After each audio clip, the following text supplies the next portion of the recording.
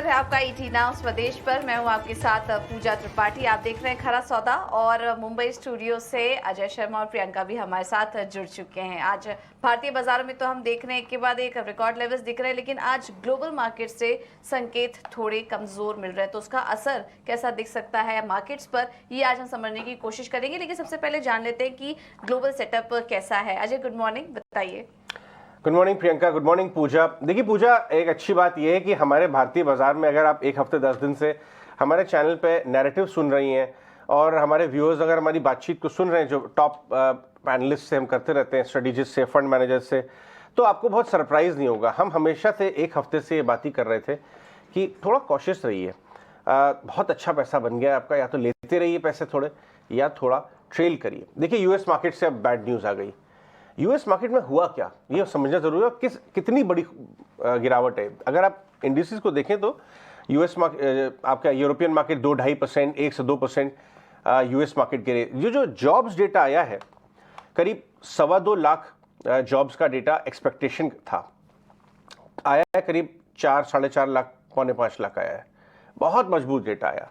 तो इससे बाजार को ये मैसेजिंग जा रही है कि साहब अभी भी इकोनॉमी का हाल बहुत मजबूत है, और जो सेंट्रल बैंक्स ने कॉस्ट ऑफ कैपिटल यानी इंटरेस्ट रेट्स और ब्याज दरों को बढ़ाने का डिसीजन लिया था ताकि डिमांड कम हो, और डिमांड कम होगी तो इन्फ्लेशन कम होगा। इकोनॉमी थोड़ी जानबूझ के एक इंजीनियर करा स्लो डाउन, वो हुआ नहीं है अभी, और डेटा अभी सपोर्ट नहीं कर रहा है कि सफिशिएंट रेट हाइक्स नहीं हुए सिस्टम में। इनफैक्ट अभी 2 दिन पहले ये जो कल का डेटा आया है, ये पावल साहब के मिनट्स, जो फेड की मिनट्स है, उसकी कमेंट्री के ऊपर आया है। उस कमेंट्री में बार बार ये बात आई। लेकिन 1-1.5 महीने से जो आप यूएस मार्केट में रैली देख रही हैं, वो एक डिनायल और डिफाइंड टाइप की रैली थी। सबको दिख रहा था कि ग्लोबल मार्केट में मिक्स डेटा है। जी हाँ, थोड़ा टिल्टेड है इसकी तरफ कि स्लो डाउन आ रहा है, दिख रहा है। शायद इन्फ्लेशन की रीडिंग्स भी बहुत कन्विंस कर रही थी मार्केट को। लेकिन 100 में से 100 नंबर नहीं देंगे आप इस बात को कि सारे डेटा, नहीं तो सेंट्रल बैंक्स क्यों बार बार ये बात बोलेंगे कि अभी कन्विंसिंग नहीं हुआ है डेटा, अभी हम थोड़ी और रेट हाइक की जरूरत है। जब तक कंप्लीटली नहीं हो जाए तब तक air on the down side कर देंगे, शायद ज्यादा कराई से काट देंगे, लेकिन केयरलेस नहीं होंगे इस बार। आज फ्राइडे को जॉब्स डेटा और एक्चुअल जॉब डेटा आ जाएगा, कल एडीबी का आया, बट डायरेक्शन तो मिला आपको, बिल्कुल, और चला हुआ बाजार है नीचे से। राइट। इनफैक्ट अगर आप देखें तो फर्स्ट 6 मंथ्स जो है वो यूएस मार्केट के वन ऑफ द बेस्ट हैं। 20% चले, नैस्डैक 25%, 26% चला है। तो अब देखना ये होगा कि ये जो एक टिपिंग पॉइंट आया इस डेटा ने, जो एक पिन चुबाई है एक बड़े से गुब्बारे में, क्या ये नफ है या अभी और थोड़ा डाउनसाइड है नीचे की तरफ, क्योंकि काफी चला हुआ बाजार है। इस रीडिंग को कैसे हमें रीड करना चाहिए, क्योंकि इमर्जिंग मार्केट पे इसका इंपैक्ट आ रहा है, इंडिया पे इंपैक्ट आ रहा है। बहुत डिटेल में जाए बिना इसकी अहमियत समझेंगे और इसे कैसे समझना चाहिए। अनुराग सिंह हमारे साथ जुड़ चुके हैं एनसेट कैपिटल शिकागो से। गुड मॉर्निंग अनुराग। अनुराग, आप भी सोच रहे हैं कि अजय बाबू ने बहुत दिन से बुलाया नहीं आपको। वो ये था कि ग्लोबल मार्केट में आपने ऐसी तेजी करवा दी थी कि कुछ खास समझने की जरूरत ही नहीं हो रही थी। वन साइडेड रैली चल रही थी, जैसा भी डेटा आए, लेकिन मैक्रो हर बार आके एक बार बता देता है कि मुझे भूलो मत, डोंट फॉरगेट द मैक्रोज। और देखिए कैसा डेटा आया और पिन चुबा दी। अब आप बताइए इसको कैसे समझना चाहिए। अजय बिल्कुल, हाँ जरूर, मतलब आप लोग कुछ समय तक नहीं बुलाते, तो मैं वही सोचता हूँ कि हिंदुस्तान में पार्टी चल रही है ऑफ कोर्स, तो मतलब I take my own conclusion. और मार्केट देखिए कुछ ऐसा ही है ना। एक मूवी थी जिसमें था कि मेरे बारे में ज्यादा सोचो मत, दिल में आता हूँ समझ में नहीं। अब वो कौन हीरो था मैं भूल गया, बट कुछ ऐसा ही चल रहा है। एटलीस्ट इंडियन सलमान खान था, ऐसा ही चल रहा है। यस, सलमान खान। दिल में तो आ रहा है, दिल में तो है इंडिया, लेकिन समझ नहीं आ रहा है अजय, और समझ तो यहाँ का मार्केट भी नहीं आ रहा था। देखिए पर इसके तो लेग्स नहीं थे इस रैली के। 7-8 स्टॉक्स के ऊपर रैली नहीं चलती है, और एआई रेवोल्यूशन अलग से ऐसे नहीं चल सकता है। So it is not .com, but हाँ डेटा आया तो देखिए, डेटा एडीपी का डेटा है, क्विकली उसको देखें।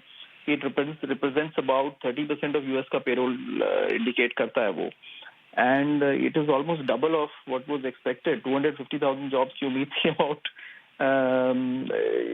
ऑलमोस्ट उसका डबल नंबर आ गया है। So about 500,000, so which is very high. इसको अगर हम ऐड करें with services PMI, Ajay, that also number was a shocker, which is also 50, close to 54. So that also indicates expansion. Third is employment cost index. मैं उसको बड़ा closely watch करता हूँ. जुलाई 28 को करीब डेटा आएगा, और Q1 का डेटा तो 4.8% है, which indicates कि wage hike उस रेट से हो रहे हैं. So कुल मिला के ये conditions अगर हम तीनों लगाएं, और तो अजय डायरेक्शन वही मिलती है कि economy is very heated. And the more I read into history, I realize that central bank wants to go slow, but they want to go firm. तो अभी रनवे क्लियर नहीं है अजय, क्लियरली, तो we'll have to wait, और rate hikes तो होंगे अभी. Morning अनुराग, अगर रनवे क्लियर नहीं है, हालांकि फ्लाइट ने टेक ऑफ किया, अब आप कह रहे हैं थोड़ी सी यहाँ पे लैंडिंग हो सकती है, तो क्या नीचे की तरफ कोई डाउनसाइड रिस्क है, और अगर है तो कितना रेंज खुल सकता है? तो प्रियंका, ये एस्टिमेट्स तो देखिए वेरी करते हैं. I happen to be more on the conservative side, and I have always felt that 3500 can on S&P is always possible. अभी देखिए, अगर हम इक्वल वेटेड इंडेक्स को देखें ना, तो उसकी ये your S&P has gone up, but अगर इक्वल वेटेड इंडेक्स को देखें तो उसकी ग्रोथ तो सिंगल डिजिट्स में ही रही है, तो that hasn't shown that progress. तो I think it should come back. और अगर आप देखें तो बाकी सारे सेक्टर्स डीले हैं. आपका banking is down, and industrials, and metals, and what all. तो सिर्फ डिस्क्रिशनरी चला है, वो भी डिस्क्रिशनरी बोले तो सिर्फ टेस्ला एंड अमेजॉन, और उधर communication services which is largely और Meta and your technology which is IT, Microsoft and Google. So ये लोग तो मार्केट नहीं चलाते. I think we'll have to come back. I think 4000 के लेवल्स वापस टच करेंगे S&P पे, एटलीस्ट इतनी उम्मीद है, because we have run too fast. बहुत ज्यादा हम दौड़ गए हैं, और इसके कुछ अभी लेग्स नजर नहीं आते हैं रैली के. एंड बाय द वे, एक और चीज, छोटा डेटा अगर हम देखें ना Priyanka, look at the ETF flows. So in the last 6 months US में 60 बिलियन इनफ्लोज हुए हैं बॉन्ड्स में, वर्सेस टेक्नोलॉजी सेक्टर में 1 बिलियन का आउटफ्लो हुआ है, विच इज वेरी सरप्राइजिंग. और एनर्जी से आउटफ्लो हुआ है अबाउट 12 बिलियन का, वैल्यू से 14 बिलियन का आउटफ्लो हुआ है, और बॉन्ड्स में और 13 बिलियन का इनफ्लो हुआ है. So largely market was also not ready for this rally. This also indicates that लोग साइडलाइंस पे बैठे हैं, and then suddenly some people took off with it. So will have to come back, आना पड़ेगा, because fundamentals don't justify this. Absolutely Anurag, तो यानी यहाँ से 10% का एक डाउनसाइड रिस्क आपको यहाँ दिखता है. 4400 पे अभी फिलहाल 4400 के पास S&P और 4000 के पास के S&P की आप बात कर रहे हैं. ठीक है, बहुत बहुत शुक्रिया आज समय देने के लिए और ये सारे इंसाइट्स देने के लिए, बहुत बहुत शुक्रिया आपका. चलिए बढ़ते हैं आगे. तो एक अगर खतरे की घंटियां में ग्लोबल मार्केट से दिखती हुई है, और यहाँ लेकिन डोमेस्टिक मार्केट्स तो अपनी एक चाल में है. रोज एक नए रिकॉर्ड लेवल पर है. कल भी एक नया रिकॉर्ड बनाया निफ्टी ने, 19,500 के ऊपर सस्टेन भी किया, और ऊपर की कॉल्स में भी आपको अच्छी खासी बाइंग दिख रही है. यहाँ तो रेंज ऊपर की तरफ एक्सपैंड हुई है, लेकिन क्या अजय एक बार के लिए कॉशियस होना चाहिए? देखिए, मैक्रो कहीं ना कहीं तो प्ले करते ही हैं, एक सेंटिमेंट को क्या झटका लग सकता है, और हम भी ओवरबॉट जोन में हैं ही. देखिए, हम कौन होते हैं कहने वाले, लेकिन डेटा क्या कहता है? डेटा क्या कह रहा है? नहीं, डेटा ये कहता है कि कल हमने 19,516 का हाई बनाया बैंक निफ्टी के ऊपर, करेक्ट, और लेके आई. और ये ऐसा तब हुआ जब अमेरिका और एशिया कमजोर थे. तो क्या ये कई बार जो है बाजार या हम सब भी फंडामेंटल के देखने के बाद भी अपने तने में चलते हैं, फिर फंडामेंटल कैचअप कर जाते हैं. तो वन साइडेड आउट परफॉर्मेंस कल हमने देखी, क्योंकि फ्लोज अच्छे थे. कल भी बाय फिगर है FIs का, तो लिक्विडिटी हमें सपोर्ट कर रही है. एक और चीज सपोर्ट कर रही है, जिसके बारे में हम बात भी करेंगे आगे चल के अंश के साथ, वो ये कि बाजार यूएस मार्केट चले हुए 20% साल पहले 6 महीने में YTD, हम चले 5%.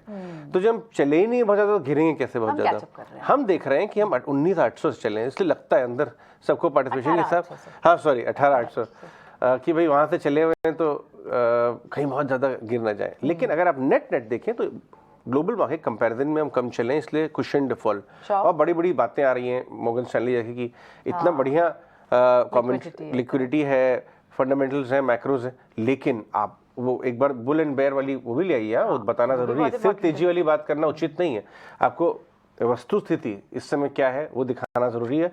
और वो है कि आज गिरावट पर खरीदारी की जो स्ट्रेटेजी हमेशा चलती आई है पिछले 1-1.5 हफ्ते में, 10 दिन में, 15 दिन में, हर पुलबैक पे गिरावट पे पुलबैक आता है, वो आज टेस्ट होगी. वो आज टेस्ट होगी. आज हम 60-70 पॉइंट नीचे गिरेंगे तो देखना ये होगा कि वहां से गिरावट एक्सेलरेट करती है या वहां से रिबाउंड आता है। मेरा ये व्यू है, मैं सरप्राइज नहीं होऊंगा थोड़ी एक्सेलरेट कर जाए, क्योंकि फ्राइडे आज, तो लोग पोजीशन ओवरनाइट लेके नहीं जाएंगे। आज यूएस जॉब्स का डेटा आना, एक्चुअल डेटा, तो मैं चाहूंगा कि यार ठीक है 5% लॉस चलेगा, मेरे को एक बार पोजीशन सरका कर दो। तो ये जो आज रवैया पहले 1 घंटे में होगा, मैं अपने व्यूअर्स को ये कहना चाहूंगा कि अगर आप ट्रेडिंग मानसिकता के भी हैं तो आधा पौन घंटे में देखिए, यहाँ गैप डाउन होने के बाद भी फर्दर फॉल आती है या गैप डाउन के बाद रिबाउंड आता है, कूदिए मत इमीडिएटली। करेक्ट। दूसरी तरफ आपका Q1 का शोभा का पूर्वांकरा के बाद कल हाईएस्ट एवर सेल्स शोभा के भी आए, टाइटन के ये बहुत अच्छे आए, तो वहां से कुशन मिल रहा है। एफआई की लिक्विडिटी अभी तक बदली नहीं है, नंबर छोटा भी नहीं हुआ है, वही 2000 करोड़ का रन रेट। तो एक तरफ अब टाइटन का नंबर अच्छा है।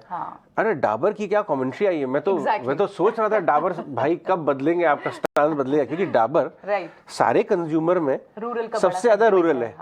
तो जब हीरो की कमेंट्री अभी 2-3 महीने पहले हमने 2200 में देखा तो पलट गई थी ना, तो मैं सोच रहा था 2-3 कंपनियां और अपनी कमेंट्री पलटे तो कन्विंस हो जाऊं मैं कि यहाँ रूरल में चेंजेस आ रहे हैं। मैरिको और डाबर, मैरिको ने कल कहा वन ऑफ है, अगले क्वार्टर से ठीक होगा, आज डाबर ने भी बोल दिया।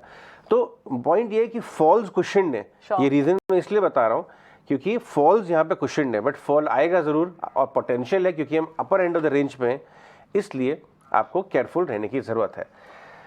लेकिन इसके अलावा अगर हम देखें तो बाजार में आज वही मैं कहा कि रेंज अभी भी वही है 19,200 19,500 टॉप में और 45,500 बैंक निफ्टी में। तो आज का डिप जो है देखते हैं, आपको रिलायंस से बड़ा फायदा मिल रहा है, एनसीएलटी का नॉट आ गया और ये भी न्यूज आ गई, डेज हाई पे बंद हुआ, तो पूरे बाजार को खींच के ऊपर लेके जा रहा है। तो एलिमेंट्स बहुत कमजोर नहीं है, लेकिन ग्लोबल मार्केट हमेशा पार्टी को कभी कभी स्पॉइल कर देते हैं, उसको हम कंप्लीट विषय नहीं कर सकते। तो पॉइंट ये, लेकिन प्राइमरी मार्केट में गजब एक्टिविटी हो रही है। हाँ, प्राइमरी मार्केट में बहुत अच्छा स्ट्रॉन्ग एक्शन है और इनफैक्ट बिल्कुल ये एक पॉइंट बताना, प्रियंका मैं एक पॉइंट बताना भूल गया अपने व्यूअर्स को।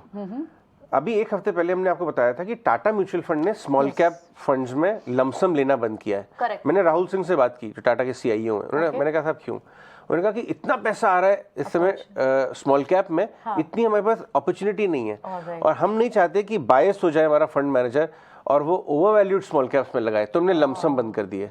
ये पहली बात हमने संकेत बताया था, ये बिल्कुल बताया लास्ट वीक। कल शाम को निपॉन ने भी यही फैसला लिया, एक और स्मॉल कैप फंड। तो इतना यूफोरिया यानी स्मॉल कैप में, और स्मॉल कैप बेस्ट टाइम कब होता है लगाने का, जब आउटफ्लोज हो रहे हो।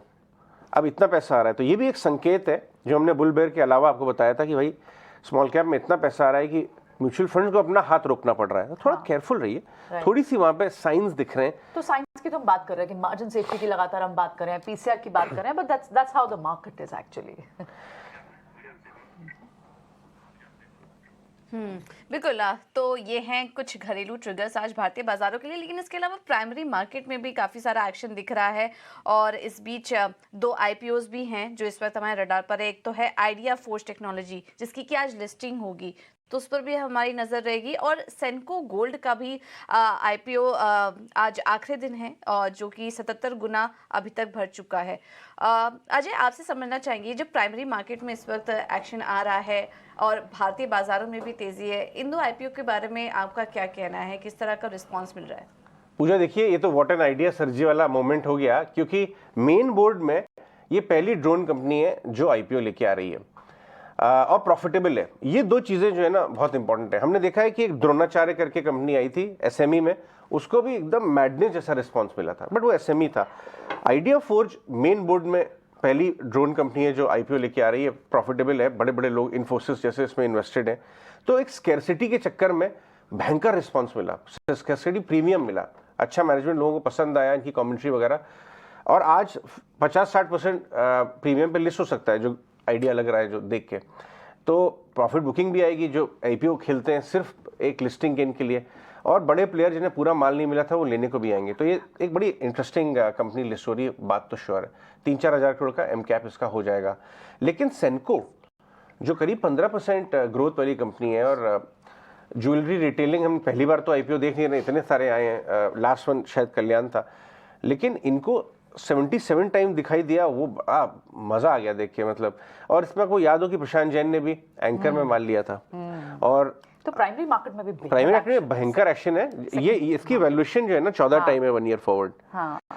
14 टाइम थोड़ी रीजनेबल प्राइस कर दी इन्होंने, इसीलिए शायद इतना इस subscription मिला। तरह इसलिए आ गया Correct. Growth at reasonable price वाले लोग इसमें आ गए, इंक्लूडिंग प्रशांत। वो खुद भी ग्रोथ एंड रीजनेबल प्राइस वाले ही है, हाँ, राइट। टाइटन 100 टाइम के ऊपर है। हाँ। खैर टाइटन इंडस्ट्री लीडर है, लेकिन इनको भी थोड़ा रीजनेबली प्राइस करने का फायदा मिला। और राइट, ठीक है, तो ये तो प्राइमरी मार्केट के एक्शन की बात हुई, हमने डोमेस्टिक ग्लोबल सारे सिनेरियोस अपने व्यूअर्स के सामने रखे। अब एफआईएस की कल के एक्शन को भी थोड़ा ब्रेक डाउन करते हैं। अंश हमारे साथ आ गए स्टूडियो में और उनसे समझते हैं कि इस वक्त निफ्टी पर करना क्या चाहिए। अंश, ऊपर की तरफ रेंज खुल गई है, 19,600 19,700 की भी कॉल बाइंग अच्छी खासी हो रही है। एफआईएस कर क्या रहे हैं और इंडेक्स पर क्या कर रहे हैं मेजरली? जी बिल्कुल, जैसे कि हम देख सकते हैं बहुत सारे सब एक्चुअली एक्सपेक्ट कर रहे थे कि निफ्टी ज़्यादा करके कंसोलिडेट करेगा या थोड़ा सा नीचे के तरफ करेक्शन देने के संकेत थे।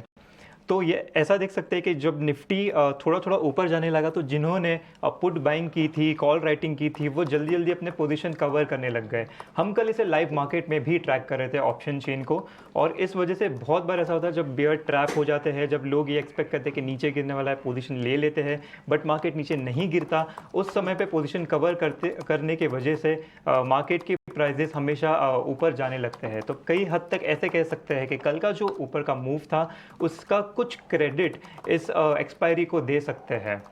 चलिए हम आगे बढ़ते हैं कि इंडेक्स फ्यूचर्स में क्या हुआ है। इंडेक्स फ्यूचर्स देखें तो यहाँ पे ओपन इंटरेस्ट 6.5% के आसपास से बढ़ा है, जिसके चलते हम फ्रेश लॉन्ग का पोजीशन देख रहे हैं। इंडेक्स ऑप्शंस में देखें तो यहाँ पे 19,650 पर अच्छी कॉल खरीदारी हो रही है, मतलब ट्रेडर्स एक्सपेक्ट कर रहे हैं कि 650 तक या उसके ऊपर भी जाने के संकेत है। जबकि नीचे के और देखें तो एक अच्छा पुट राइटिंग चल रहा है 19,400 पर, जो कि एक बेस बनाता हुआ नज़र आ सकता है आज के सेशन में। अगर एफआईआई देखें तो एफआईआई ने कुल कैश मार्केट में 2,600 की खरीदारी की है कल के सेशन में। ये लगातार 7 सेशन से खरीदारी करते आ रहे हैं। अगर हम ऐसे देखेंगे तो लास्ट 6-7 सेशन में कुछ 29,000 करोड़ की खरीदारी कर दी है। तो हम ऐसे कह सकते हैं कि ऑप्शन ट्रेडर्स को ये पता था कि डीआईआई तो बेचने वाले हैं, लेकिन शायद इसका अंदाज़ा नहीं था कि एफआईआई कितना अग्रेसिवली बाय कर रहे हैं, जिस वजह से मार्केट खींचे जा रहा है और वो थोड़े से रॉन्ग साइड में फंस रहे हैं। तो ये इंडेक्स तो निफ्टी पर आपने बात बताई, बहुत इंटरेस्टिंग जी। बताई कि आपने फ्यूचर्स में इंडेक्स फ्यूचर्स भी आपको प्लस ही दिख रहे हैं। क्या बैंक निफ्टी में भी ऐसे ही दिख रहा है, ऊपर की तरफ लॉन्ग्स बनते हैं? जी, बैंक निफ्टी में अगर हम इसका चार्ट ले आते हैं स्क्रीन पर, बैंक निफ्टी का अगर हम चार्ट देखें तो 4 अप्रैल का ये देखिए कैंडल स्टिक, उसमें एक बहुत ही बड़ा रेंज बना हुआ था, जिसका ऊपर का लेवल था 45,655 के आसपास का, जो कि रिकॉर्ड हाई था, और एक बेस उसका जो लो था वो था 45,000 का, जो कि एक साइकोलॉजिकल लेवल था। तो अगर चार्ट की माने तो ये एक बड़ा रेंज जैसे बन सकता है कि यहाँ पर ऊपर रेजिस्टेंस मिल सकता है और नीचे सपोर्ट मिल सकता है। अगर इसके इंडेक्स फ्यूचर्स में देखें तो जी हाँ, यहाँ पे फ्रेश लॉन्ग बनता हुआ नजर आ रहा है। ओपन इंटरेस्ट करीबन 8% से बढ़ा है, जिसके चलते फ्रेश लॉन्ग का ट्रेंड दिख रहा है। इंडेक्स ऑप्शन देखा जाए तो यहाँ पर अच्छी कॉल बाइंग हो रही है 45,500 के स्ट्राइक प्राइस पर, और नीचे पुट राइटिंग चल रही है 45,000 पर, जो कि हमने अभी बताया कि 4 अप्रैल को जो लो बना था, तो ये एक अच्छा बेस बनता हुआ नजर आ सकता है। ठीक है, तो ये तो हुआ आप दोनों इंडेक्स की हमने बात की, निफ्टी भी और बैंक निफ्टी पर भी, कि कहाँ बड़े सपोर्ट मिल रहे हैं। नीचे की पुट राइटिंग होगी तो सपोर्ट बनेगा और रेंज ऊपर की तरफ खुल गई है। तो अब ऐसे में स्टॉक्स कौन से हैं, लॉन्ग के हैं, और क्या बैंक्स और फाइनेंशियल से ज़्यादा आपको यहाँ स्टॉक्स दिख रहे हैं स्ट्रॉन्ग?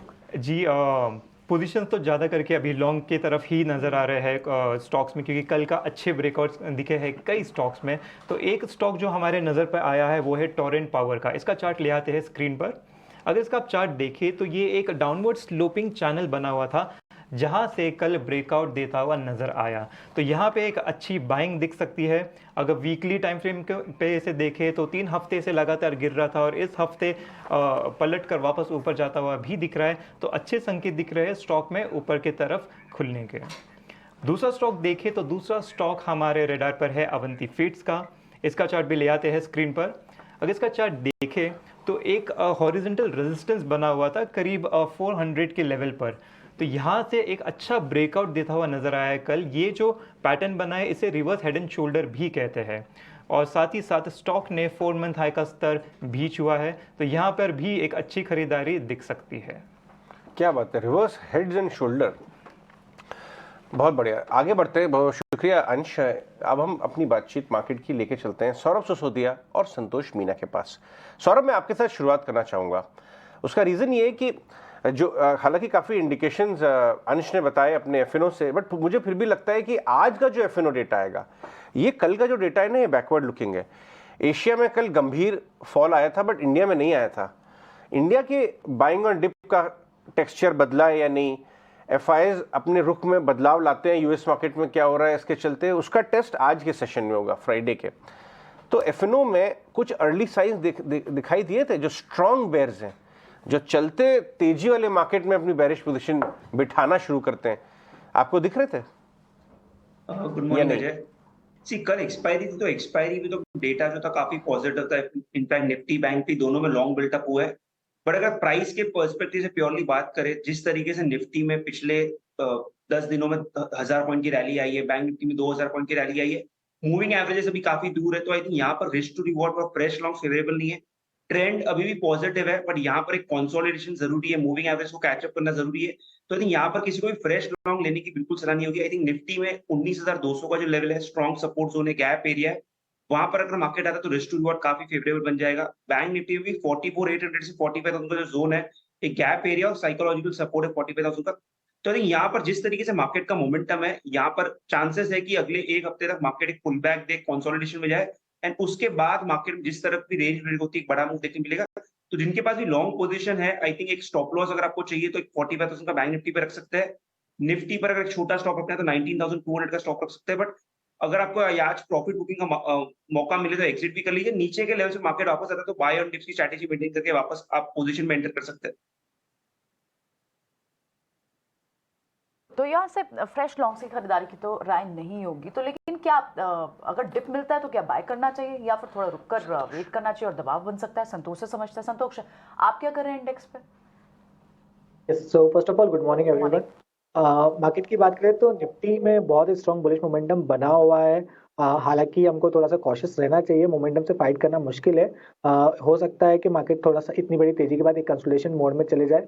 ग्लोबली थोड़े से जो मुझे चिंता के साइन है, एक तो US bond 10 year bond yields में एक 4 के साइकोलॉजिकल लेवल को क्रॉस किया हुआ। टेक्निकल स्ट्रक्चर बता रहा है कि शायद यूएस बॉन्ड यील्ड में और स्ट्रेंथ देखने को मिल सकती है, शायद ये 4.4 4.5 तक जा सकती है। और कल यूरोपियन मार्केट में स्पेशली जर्मन डेक्स में एक थोड़ा सा ब्रेकडाउन आया है। तो हमारे यहाँ तो मोमेंटम स्ट्रॉन्ग है, बट थोड़े से ग्लोबली साइंस मिल रहे हैं कि मार्केट अगर यूएस बॉन्ड यील्ड बढ़ती है तो जो एफआईएस का मोमेंटम है शायद थोड़ा सा कम हो सकता है। अगर वो कम होता है तो हमारे मार्केट में कंसोलिडेशन मोड देखने को मिल सकता है। टेक्निकली इंट्राडे में 19,410 पहला सपोर्ट रहेगा, जो है गैप डाउन ओपनिंग हो रहा है। अगर वहां पे शायद एक बाइंग अटेम्प्ट हो सकती है, 410 ब्रेक होता है तो शायद फिर से हम एक 19,300 के लेवल दिखा सकते हैं। मेजर कोई प्रॉफिट बुकिंग मुझे लगता है 19,300 के नीचे ही आएगी। बैंक निफ्टी की बात करें तो 45,000 का एक इंपॉर्टेंट सपोर्ट लेवल है ऑप्शन डेटा के हिसाब से भी, और साइकोलॉजिकल लेवल भी है। पिछली बार भी हम यहीं से पलटे थे। 45,000 के नीचे अगर बैंक निफ्टी फिसलता है तो शायद 500 पॉइंट का एक कट बैंक निफ्टी में देखने को मिल सकता है। जब तक 45,000 के ऊपर है तो 45,000 से 45,500 की रेंज बैंक निफ्टी में भी बनी रहेगी।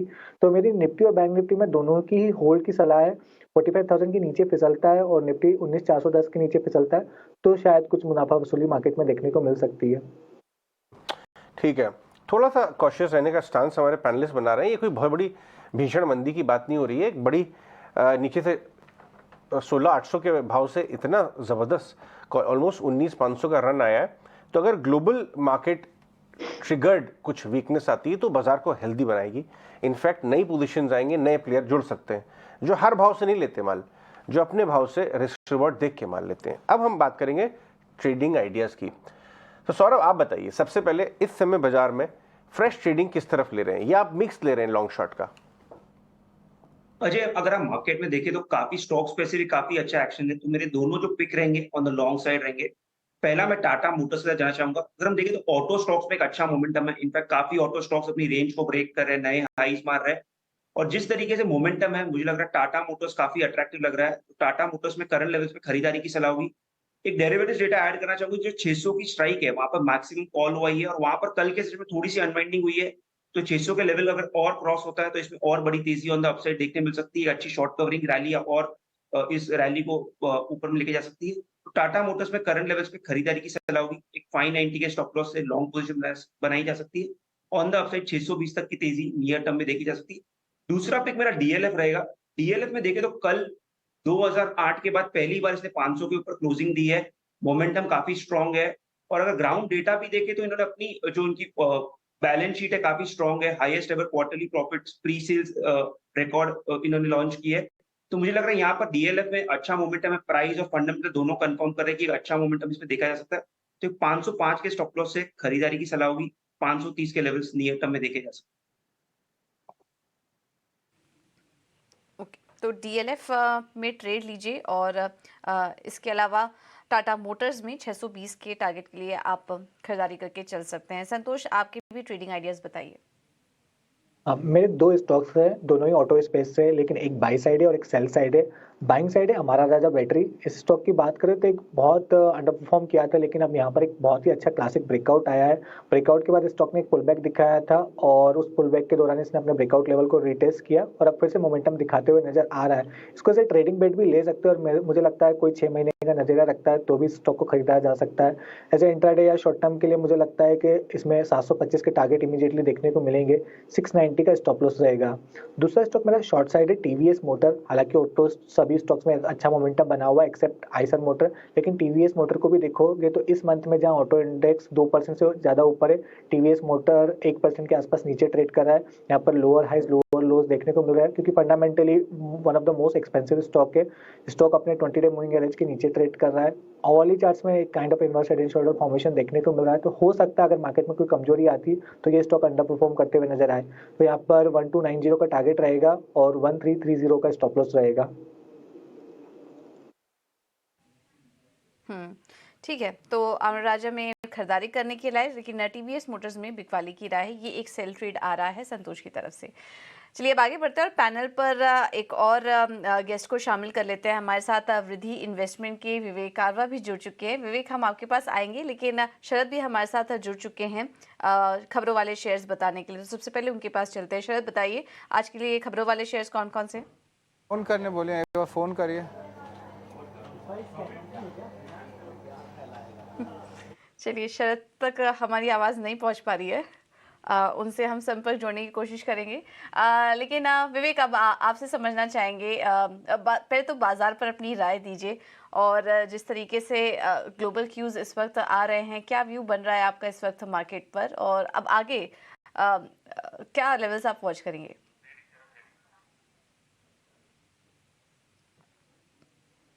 मुझे लगता है कि मार्केट, जैसे वो कॉमन ओपिनियन है, थोड़ा सा ऑन दी स्ट्रेस साइड है और वैल्यूएशन थोड़ा सा ज्यादा है। मतलब आज के दिन अगर हम देखते हैं कि 24 या 25 की पी पे हम लोग चल रहे हैं तो वो लॉन्ग टर्म एवरेजेस के ऊपर है और यहाँ से 300-400 पॉइंट का करेक्शन बनता है। अब कब बनेगा ये किसी को नहीं मालूम, लेकिन हाँ वो बनना चाहिए।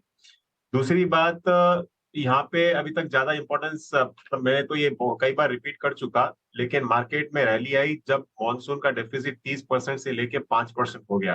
तो आज के रिपोर्ट के अनुसार 5% है सिर्फ, तो उसका बेनिफिट चाहे वो रूरल साइड में हो, ओवरऑल मार्केट को वो पॉजिटिव सेंटिमेंट दे रहा है। एफआईआई इसको लग रहा था कि हमने बस छोड़ दिए, तो वो लोग अब अग्रेसिवली ओवर बाई कर रहे हैं। और मैं आपकी कमेंट्री सुन रहा था थोड़ी देर पहले, क्योंकि मैं भी म्यूचुअल फंड्स में काफी डील करते हैं हम लोग, तो काफी फंड्स में अभी वैल्यूएशंस ज्यादा दिख रहे हैं। मतलब जो फंड का पी होता है वो भी ज्यादा दिख रहा है, तो केयरफुल रहने की बात रहेगी यहाँ पे। ओवरऑल देखिए, इकोनॉमी अगर देखो वर्ल्ड ओवर तो इंडिया स्टैंड्स आउट, नंबर 1 है आज के दिन भी। ग्लोबल क्यूज में बहुत ज्यादा इंपॉर्टेंस अभी नहीं दे रहा हूँ क्योंकि इंडिया नंबर 1 है। एक्चुअली उल्टा होना चाहिए, ग्लोबल को हमको फॉलो करना चाहिए। दूसरी बात, अब धीरे धीरे जाके हम लोग कई बड़े बड़े इवेंट्स आएंगे, इसके लिए मार्केट एक कंसोलिडेशन में जा सकता है। मुझे नहीं लगता कि बहुत बड़ा करेक्शन आएगा, 300-400 पॉइंट बहुत बड़ी करेक्शन नहीं है, ये मान के चलिए। लेकिन अगर उतना करेक्शन आता है या फिर एक टाइम करेक्शन भी आता है, अभी 3-4 महीने अगर मार्केट ज्यादा मूव नहीं करे, 200 पॉइंट के आजू बाजू घूमते रहे, तो बहुत अच्छा होगा मार्केट की हेल्थ के लिए। तो ये अभी ओपिनियन है और लग रहा है कि हाँ 18,900 तक एक बार, सॉरी 19,900 तक देख सकते हैं, पॉसिबिलिटी है। और यही है, मतलब 19,900 तक, 800 से लेके 900 तक मेरा एक व्यू है कि वहां पे जाएंगे तो पक्का एक करेक्शन आना चाहिए। काफी अच्छा आपने भी सवाल पूछना चाहता प्रियंका। बिल्कुल पूछिए। नहीं, कि आजकल कौन सा रोल कर रहे हैं कि इतनी भयंकर फिर से लुक चेंज। हाँ, दिखाइए आप डायरेक्टर साहब, ये कौन सा रोल है आजकल, कौन सा रोल चल रहा है जो एकदम जबरदस्त दाढ़ी वाड़ी बढ़ा के? मामला क्या है? कोई गब्बर सिंह का रीमेक वगैरह कुछ कर रहे हैं क्या? कौन सा रोल है भाई? थोड़ा थोड़ा थोड़ा लंबा करके थोड़े दिन रखने की आइडिया है। कौन सी मूवी में काम कर रहे हैं? नहीं, और घर की खेती है अजय, घर की खेती है, इसमें देखो स्टॉप लॉस ट्रिगर नहीं होता है, जब चाहे बढ़ा लो जब चाहे कटवा लो। फ्राइडे भी आ रहा यहाँ है, भी। वीकेंड भी आ रहा है। नहीं नहीं बिल्कुल, मैं तो मजाक कर रहा था, अन्यथा मत लें। बिल्कुल। और अब शरद है हमारे साथ। शरद, आवाज आ रही है आपको अब? आ रही है। हाँ ठीक है, बताइए। किसको फोन मिला रहे थे ये बताइए, अपने खबरी को बताइए, कौन से खबरों वाले शेयर हैं? जी बिल्कुल, आईपीओ एक्शन पहले मैं बता देता हूँ। यहाँ पे आइडिया फोर्ज का आज लिस्टिंग है और यहाँ पे एक्सपेक्टेशन है 60 से 70% का प्रीमियम लिस्टिंग देखने मिल सकता है, जहाँ हमारी बात चल रही है स्ट्रीट में। ओवरऑल सब्सक्रिप्शन देखें तो 107 गुना बढ़ा है और ऑफ कोर्स जो आईपीओ प्राइस है ये 672 रुपीज़ का है। सेंको गोल्ड का सब्सक्रिप्शन कंप्लीट हो गया है, 77 टाइम्स रफली जो है ओवरऑल सब्सक्रिप्शन आई। हालांकि रिटेल में जो है ओनली 16 टाइम्स का जो है इंटरेस्ट दिखा है। स्टॉक स्पेसिफिक बात करें तो सुब्रॉस फोकस में रहेगा। यहाँ पे अप्रूवल आ गई है ड्राफ्ट नोटिफिकेशन की, जहाँ पे मैंडेट हो जाता है कि आप एसी केबिन जो है ट्रक्स में बनाएंगे। इंटेलेक्ट डिजाइन अरेना की नेगेटिव न्यूज़ है, गवर्नमेंट का जो ऑर्डर है कॉन्ट्रैक्ट वो रिन्यूअल अब आगे जाते हुए नहीं होगा। ये इंपॉर्टेंट इसलिए क्योंकि ये कॉन्ट्रैक्ट रफली 10% टोटल रेवेन्यूज़ को कंट्रीब्यूट करता है। जेंटेक को 160 करोड़ का ऑर्डर भी आया है। और याद रखिए वादिया ग्रुप ऑफ स्टॉक्स आज फोकस में रहेंगे कि यहाँ पे रिपोर्ट्स आ रही हैं, जो रेजोल्यूशन प्रोफेशनल है उन्होंने कहा है कि डीजीसीए जो है अप्रूवल दे सकती है गो फर्स्ट को अपनी फ्लाइट ऑपरेशंस रिज्यूम करने के लिए अगले 2 दिन में। सुजलॉन एनर्जी का आज कैपिटल रेजिंग का दिन है, जहाँ पे बोर्ड मीट होगा। और याद रखिए इंडियन ऑयल आज जो है राइट्स इशू भी कंसिडर करेंगे बोर्ड मीट पे। टाटा कम्युनिकेशंस फोकस में रहेगा। यहाँ पे शेयर होल्डिंग पैटर्न में इंपॉर्टेंट चेंज आया है। रेखा झुनझुनवाला का जो स्टेक है वो बढ़ गया ऑलमोस्ट 5 बेसिस पॉइंट से 1.84% स्टेक पे। वही अगर बाइंग की बात करें तो रिस्क लाइफ साइंस पे एचडीएफसी म्यूचुअल फंड ने जो है लगभग 1.5% स्टेक की एक्विजिशन की है। सनटेक रियल्टी, कल हमने इसके बारे में चर्चा भी की थी खबर गर्म में सेगमेंट में। यहाँ पे पीएनबी पैरिबस आर्बिट्राज ने जो है लगभग 0.7% स्टेक की जो है बिकवाली की है। और याद रखिए सिप्ला भी फोकस में रहेगा, क्योंकि अब जो वॉलंटरी नेशन वाइड रिकॉल होने वाली है 6 बैच के उनके प्रोडक्ट को लेके, कैप्साइट इंफ्रा इस पे भी हमने फोकस रखा था। इनका एक अलॉटमेंट प्रेफरेंशियल कंप्लीट हुआ है लगभग 170 रुपये प्रति शेयर का। जो प्रोमिनेंट इन्वेस्टर है यहाँ पे विकास खेमानी ने लगभग 15 लाख शेयर्स की जो है ओवरऑल एक्विजिशन की है। आईओसीएल और प्राज इंडस्ट्री में भी जेवी हो रहा है उनका बायोफ्यूल प्रोडक्शन का। और डीबी रियल्टी में भी ये स्टॉक में बहुत अच्छी मूवमेंट देखी थी पिछले 2-3 सेशन में। यहाँ पे एनक्लैड दिल्ली ने जो है स्टे ऑर्डर लगा दिया, जहाँ पे अपील फाइल किया गया था बैंक ऑफ इंडिया से। अब ये अपील जो था वो एक कॉर्पोरेट गारंटी को इन्वोक करने के लिए किया गया था। हालांकि उनको जो है एक स्टिपुलेटेड फाइन जो है देना पड़ेगा। लास्ट में मैं बात करूँगा पिरामल एंटरप्राइजेस का। यहाँ पे जो है स्मॉल कैप फंड और न्यू फंड वर्ल्ड इन्होंने जो है लगभग 2.5% स्टेक की जो ओवरऑल बिकवाली की है। लेकिन जो की बायर्स आ रहे हैं इस लिस्ट में बड़े नाम आ रहे हैं, इनाम ग्रुप, सोसाइटी जनरल और गोल्डमैन सैक्स जैसे दिग्गज प्लेयर्स। ठीक है, ये पिरामल एंटरप्राइजेस डिस्कस करना ज़रूरी है। ब्लॉक गिरा, अच्छा नाम बहुत ही शानदार आए, इनाम, सॉकजेन, स्मॉल कैप वर्ल्ड फंड, और अभी इनको कुछ और ही पैसा मिला था। विवेक आपको याद है पिरामल को अभी कुछ और 4-5 हज़ार करोड़ रुपए कुछ ट्रांजैक्शन मिले हैं और कल ये ब्लॉक हो गया। क्या ये एंटरप्राइजेस का भाव यहाँ से बॉटम बना के एक पुल लेने वाला है? क्योंकि ये out of all the NBFCs सब चले, पिरामल बाबू जो है 750 का 950 तक आया है, वो भी बड़ा बहुत दिक्कत कर करके धीरे धीरे बहुत ज़्यादा। इस भाव से लेना चाहिए विवेक?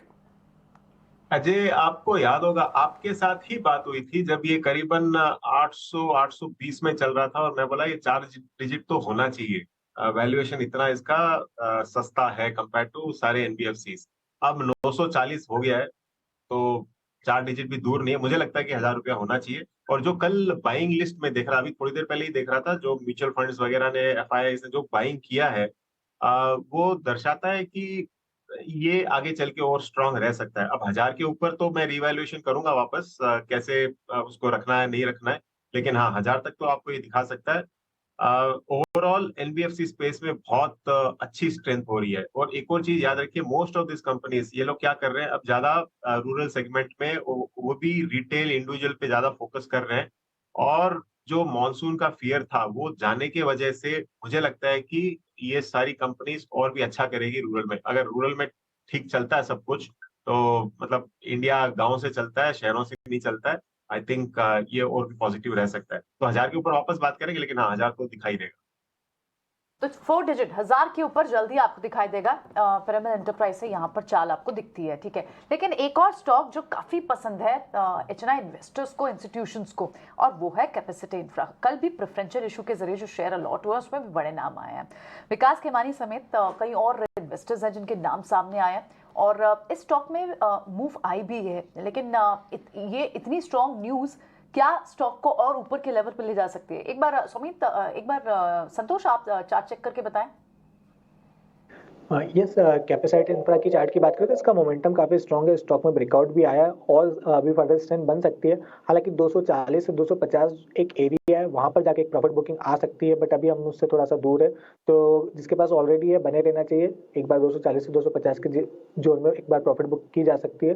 नीचे आप 220 का स्टॉप लॉस मेंटेन करके रख सकते हैं और जिसका थोड़ा सा लंबा नजरिया है डेफिनेटली स्टॉक को रख सकते हैं, क्योंकि जैसे ही 250 का लेवल क्रॉस करेगा स्टॉक में और अच्छी तेजी बन सकती है।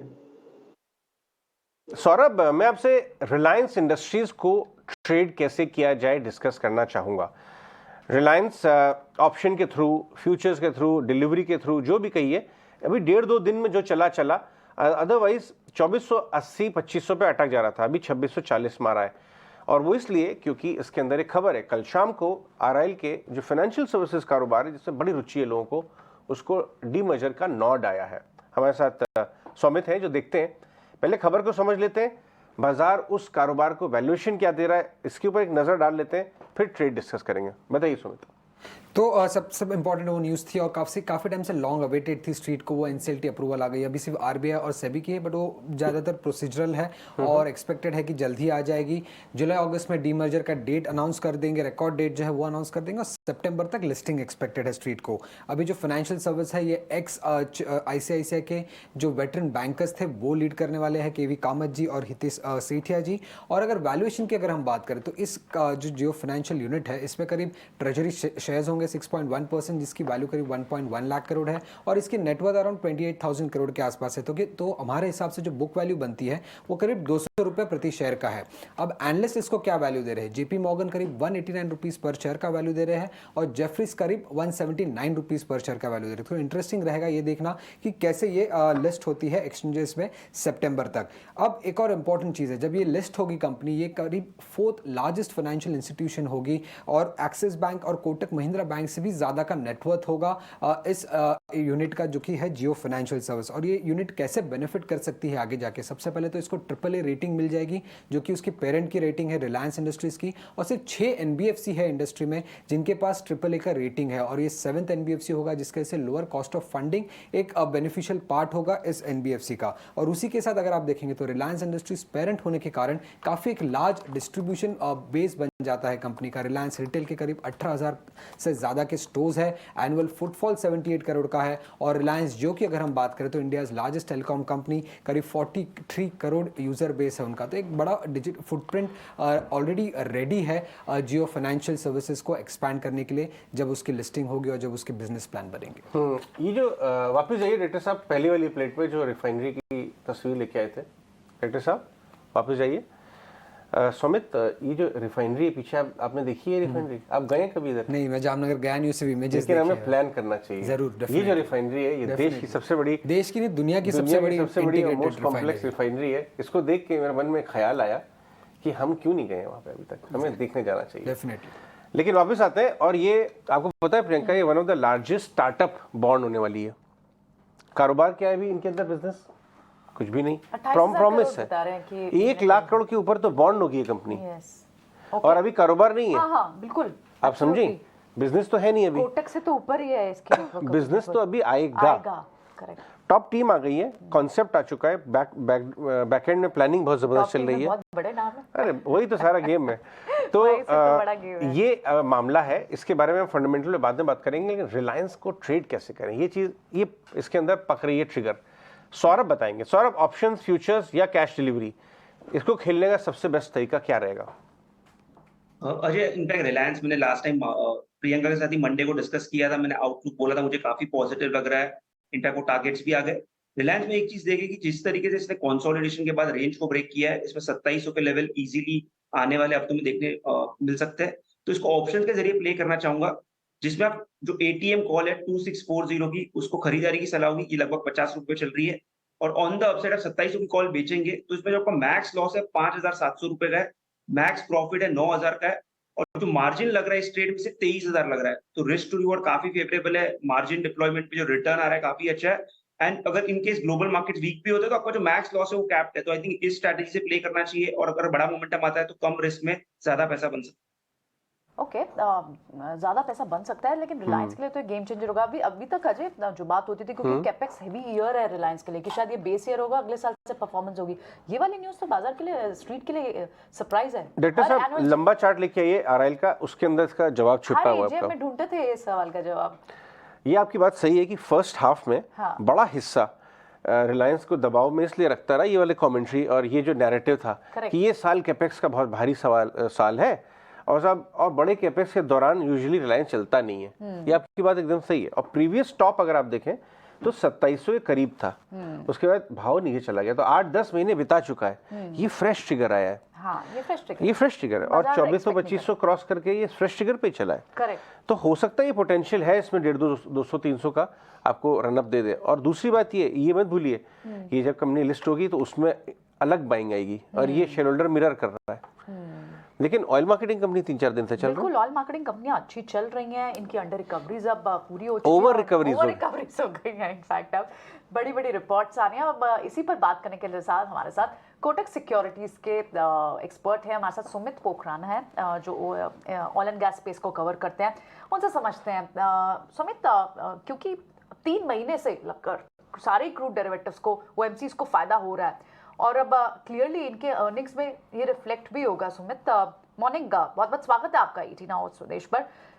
इस वक्त क्या ट्रेड आप देख रहे हैं? अगर यहाँ पर अर्निंग्स का एक बड़ा ट्रिगर है और अब ये जो चाल शुरू भी हो गई है ओएमसीज की, बड़ी बड़ी बुलिश रिपोर्ट्स भी आ रही हैं ब्रोकरेज की, तो क्या यहाँ पर ये रैली जो शुरू हुई है ये सस्टेन करेगी? थैंक यू वेरी मच मेरे को आपके टीवी चैनल पे बुलाने के लिए। ओएमसीज को पर्टिकुलरली और इंडियन ऑयल रिफाइनरीज को काफी फायदा हो रहा है बोथ एंड्स पे। ऑयल जो मार्केटिंग कंपनीज है उनको मार्केटिंग में काफी अच्छा मार्जिन मिल रहा है because of fall in crude oil prices, और रिफाइनिंग मार्जिन भी स्ट्रॉन्ग ही है because we are getting discounted crude from Russia, तो वो मार्जिन को टॉप अप कर रहे हैं। सो नटशेल में देखा जाए तो this is the best time for oil marketing companies के लिए। इनको, इस कंपनी को 2 पार्ट में डिवाइड कर सकते हैं, एक रिफाइनिंग डिवीजन, एक marketing division.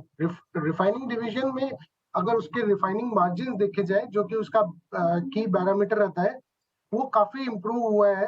Benchmark Singapore refining margin $4.1 है, बट इंडियन रिफाइनरीज को अराउंड $7.3 पर बैरल मार्जिन आना चाहिए ये क्वार्टर में। So that is overall blended margin we are talking about. इसका मतलब क्या है कि यार जनरली क्या होता है, या तो मार्केटिंग मार्जिन बहुत अच्छा कर रहा था या रिफाइनिंग मार्जिन बहुत अच्छा कर रहा था। सो यहाँ पे इस पर्टिकुलर केस में बिकॉज सब डिस्काउंटेड क्रूड मिल रहा है रशिया से अपने को, तो उसको काफी इंडियन रिफाइनरीज को बेनिफिट हो रहा है। तो रिफाइनिंग मार्जिन भी अच्छे हो रहे हैं। और मार्केटिंग मार्जिन जो मैं हाईलाइट करना चाहूंगा यहाँ पे, Q1 FY24 में जो डीजल मार्जिन है वो 9.8 रुपीज पर लीटर है और गैसोलीन मार्जिन वो 8 रुपीज 70 पैसा पर लीटर चल रहा है, तो हमारे एस्टिमेट्स के हिसाब से। So which is quite positive for oil marketing and refining companies. At the same time जो स्टैंड अलोन रिफाइनरीज है, MRPL, चेन्नई पेट्रोलियम, जिनका मार्केटिंग डिस्ट्रीब्यूशन नहीं है या फिर बहुत वीक मार्केटिंग डिस्ट्रीब्यूशन है as compare to larger players, उन लोगों को भी फायदा हो रहा है बिकॉज उनके मार्केट जो रिफाइनिंग मार्जिन है वो इम्प्रूव हो गए सिग्निफिकेंटली। सो हमारा एस्टिमेट है कि इस बार मार्केटिंग मार्जिन का जो बेनिफिट मिलेगा वो समवेयर अराउंड 24 से 25,000 करोड़ रुपीस के बीच में रहेगा फॉर दिस क्वार्टर। बाबू ये बताइए कि करना क्या है आपके हिसाब से, तीनों स्टॉक्स में कहाँ पे सबसे बड़ी गुंजाइश आपको अच्छा पैसा बनाने की मिल रही है, शॉर्ट टर्म में भी और मे बी 6-8 मंथ, 2-3 क्वार्टर का व्यू लें? हाँ, इसमें ये क्वार्टर के नंबर्स तो काफी अच्छे आएंगे और मार्केट ने काफी हद तक वो डिस्काउंट भी कर लिया वैल्यूएशन के अंदर। सो हमारे को ऐसा लगता है कि there are 2 concerns at the same time कि government as we come closer to election year there is a possibility that इनकी प्राइस कट हो जाए, ये रिटेल फ्यूल प्राइसेस कट कर दे, तो एक पॉसिबिलिटी वो है। दूसरा, ग्लोबल क्लूज आ रही है कि दिस वॉर में एंड सूनर और लेटर, तो उसके ये हो सकता है कि जो डिस्काउंट आज अपने को मिल रहा है वो इवेंचुअली कम होता जाए डिस्काउंट, और जो सप्लाई डिस्ट्रप्शन चल रहा है जिसके कारण अपने को रियलाइजेशंस काफी अच्छे मिल रहे हैं, काफी रिफाइनरीज आउट ऑफ बिजनेस हो गई है because of that, particularly in Russia और यूक्रेन, सो वो भी सप्लाई पे आ सकती है इवेंचुअली। सो हमारा ये मानना है कि यहाँ इस पॉइंट पे ये तीनों कंपनीज फुल्ली वैल्यूड है, और रीसेंट रनअप के बाद में यहाँ पे ज्यादा गुंजाइश नहीं मिल रही है, वैल्यूएशंस काफी एक्सपेंसिव हो चुके हैं ऑलरेडी, और जो कंसर्न्स मैंने हाईलाइट किए वो नियर टर्म कंसर्न्स ही हैं, तो वो वैल्यूएशन में प्राइस्ड इन नहीं है अभी तक।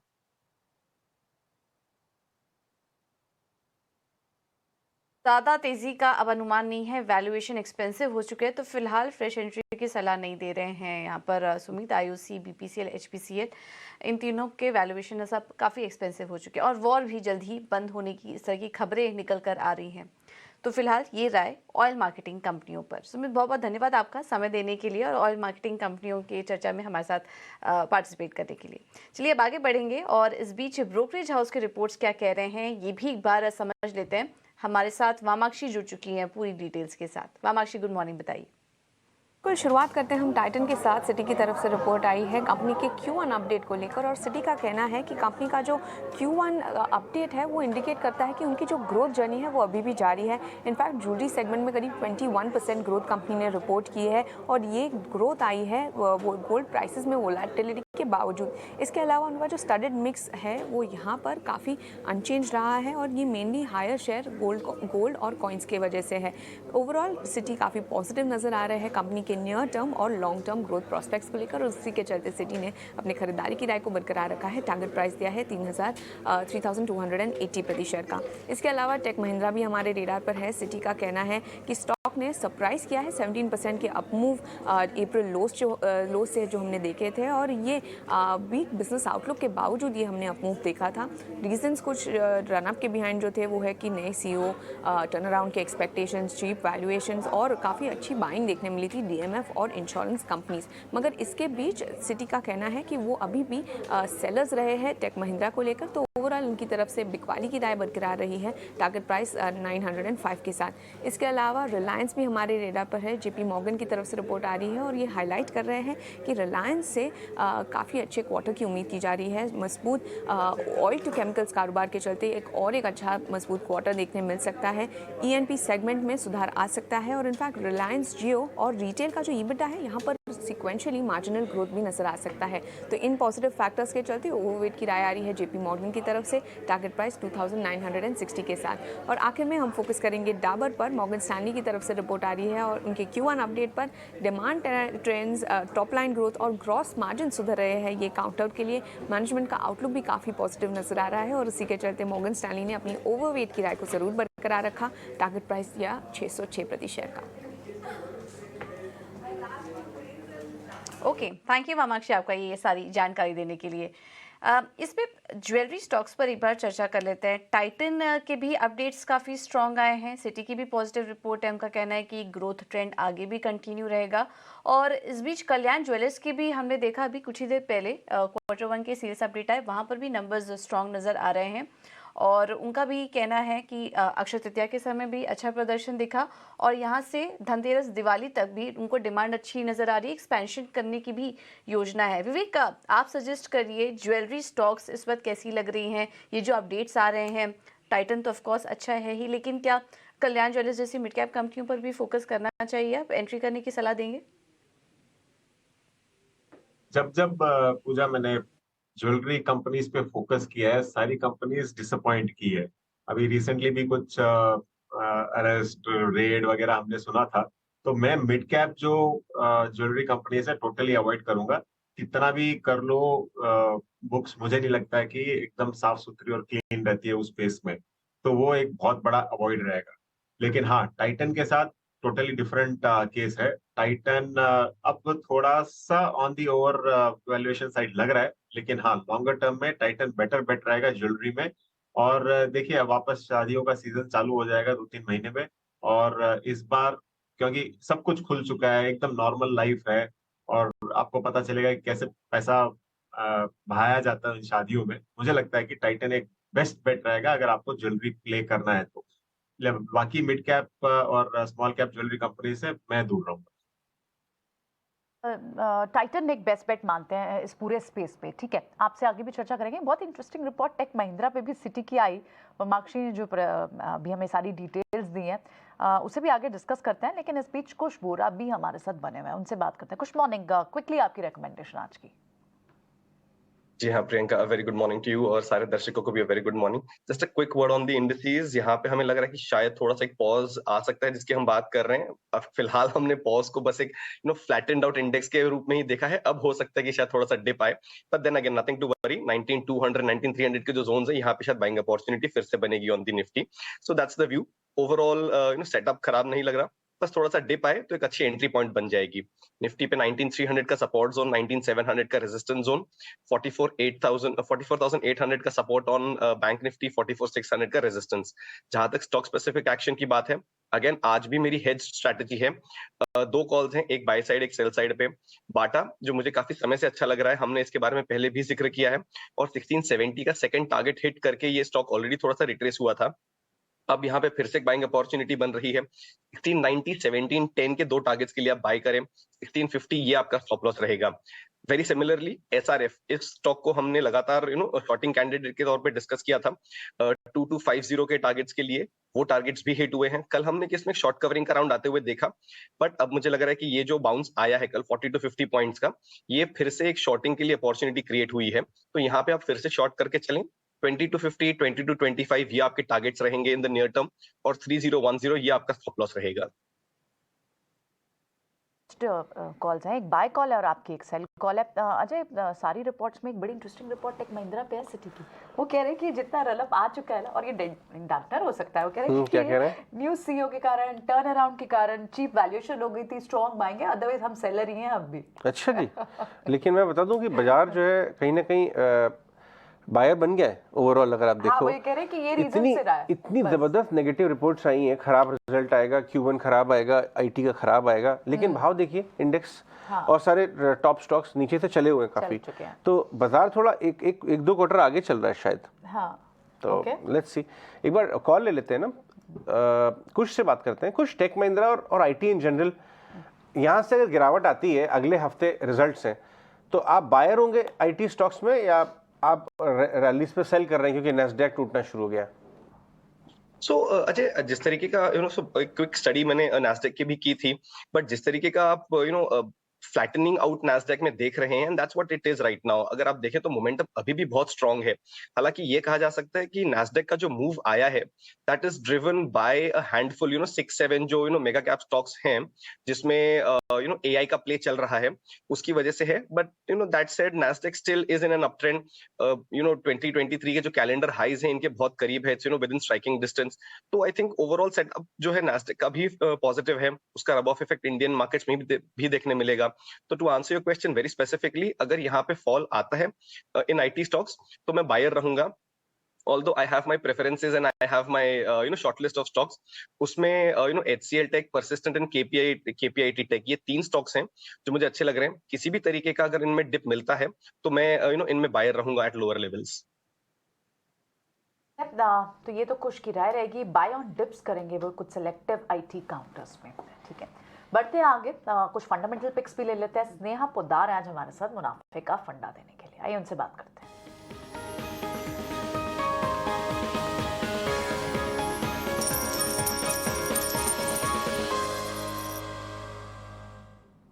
मॉर्निंग स्नेहा, बताएं आज आपकी क्या है 2 रिकमेंडेशंस? जी गुड मॉर्निंग। तो मेरी सबसे पहली पिक रहेगी हीरो मोटोकॉर्प। जैसा कि हम जानते हैं, कंपनी ने लॉन्च किया है अपना first product with Harley Davidson जो X440 है, और ये कंपनी की एंट्री मार्क करती है मोर देन 400 सीसी वाली कैटेगरी में, जिसमें उसका पहले प्रेजेंस नहीं था। जिसमें Eicher was a major player. इसकी स्टार्टिंग प्राइस कुछ 229,000 रखी गई है, जो कि थोड़ी अग्रेसिव है, बट एक ये अच्छी प्रोडक्ट है हार्ले की तरफ से, हार्ले ब्रांड की तरफ से, जो कि हीरो मोटो को एक अच्छा स्टार्ट दे रही है इस नए कैटेगरी में, प्रीमियम कैटेगरी में, जिससे कि उसके मार्जिन यहाँ से इम्प्रूव होंगे प्रोडक्ट मिक्स चेंज होने के कारण। अब अगर हम ओवरऑल टू व्हीलर डिमांड की भी बात करें, तो टू व्हीलर की डिमांड ग्रेजुअली रिकवर हो रही है। अर्बन मार्केट ऑलरेडी उसमें रिकवरी दिखाई दे दिया है, और रूरल मार्केट में भी थोड़े बहुत ग्रीन शूट्स दिखाई दिए। सो डिमांड काफी हेल्दी है, और इसकी जो कोर प्रोडक्ट है हीरो मोटो की, जो 100 सीसी वाली जो सेगमेंट है, वो सेगमेंट काफी अच्छी करी है, और उसे एक लेस रिस्क है फ्रॉम दी ईवी डिसरप्शन। तो काफी पॉजिटिव है हीरो मोटो भी from a long term perspective, और हम एक्सपेक्ट कर रहे हैं earnings growth of almost 17 to 18% for next 2 years। तो हमारा 1 year का टारगेट बनता है अराउंड 3,500। दूसरी मेरी पिक रहेगी बैंक ऑफ बड़ौदा। तो ये बैंक कंसिस्टेंटली इम्प्रूवमेंट दिखा रही है ओवर लास्ट फ्यू क्वार्टर्स। इसके जो एसेट क्वालिटी है वो भी कंसिस्टेंटली इम्प्रूव हुए हैं, और जो कलेक्शन एफिशिएंसीज है वो भी काफी स्टेबल और ऑन दी हायर साइड रहे हैं। जो रिटेल बुक है, मैनेजमेंट एक्सपेक्ट करिए कि वो 1.5 टाइम्स से ग्रो करेगी, एंड इसकी जो ओवरऑल लोन मिक्स है वो भी स्क्यूड होगी टुवर्ड्स रिटेल मिक्स। तो इससे क्या ओवरऑल प्रॉफिटेबिलिटी और मार्जिन्स बैंक के इम्प्रूव होंगे। साथ ही साथ बैंक एक्सपेक्ट कर रही है कि एसएमई और कॉर्पोरेट बुक्स में भी वापस पिकअप आएगा, और दिस शुड सपोर्ट उनका ओवरऑल लोन ग्रोथ। तो हम काफी पीएसयू सेगमेंट की अगर हम बात, पीएसयू बैंक्स की अगर हम बात करें, तो बीओबी हमारा वन ऑफ द टॉपिक्स है अमंग मिड साइज बैंक्स, और हम एक्सपेक्ट करते हैं कि बैंक रिपोर्ट करेगा ROE of 1.2% and ROE of almost 17% by FY25, और इसलिए हमारा टारगेट प्राइस 1 year है कुछ अराउंड 240।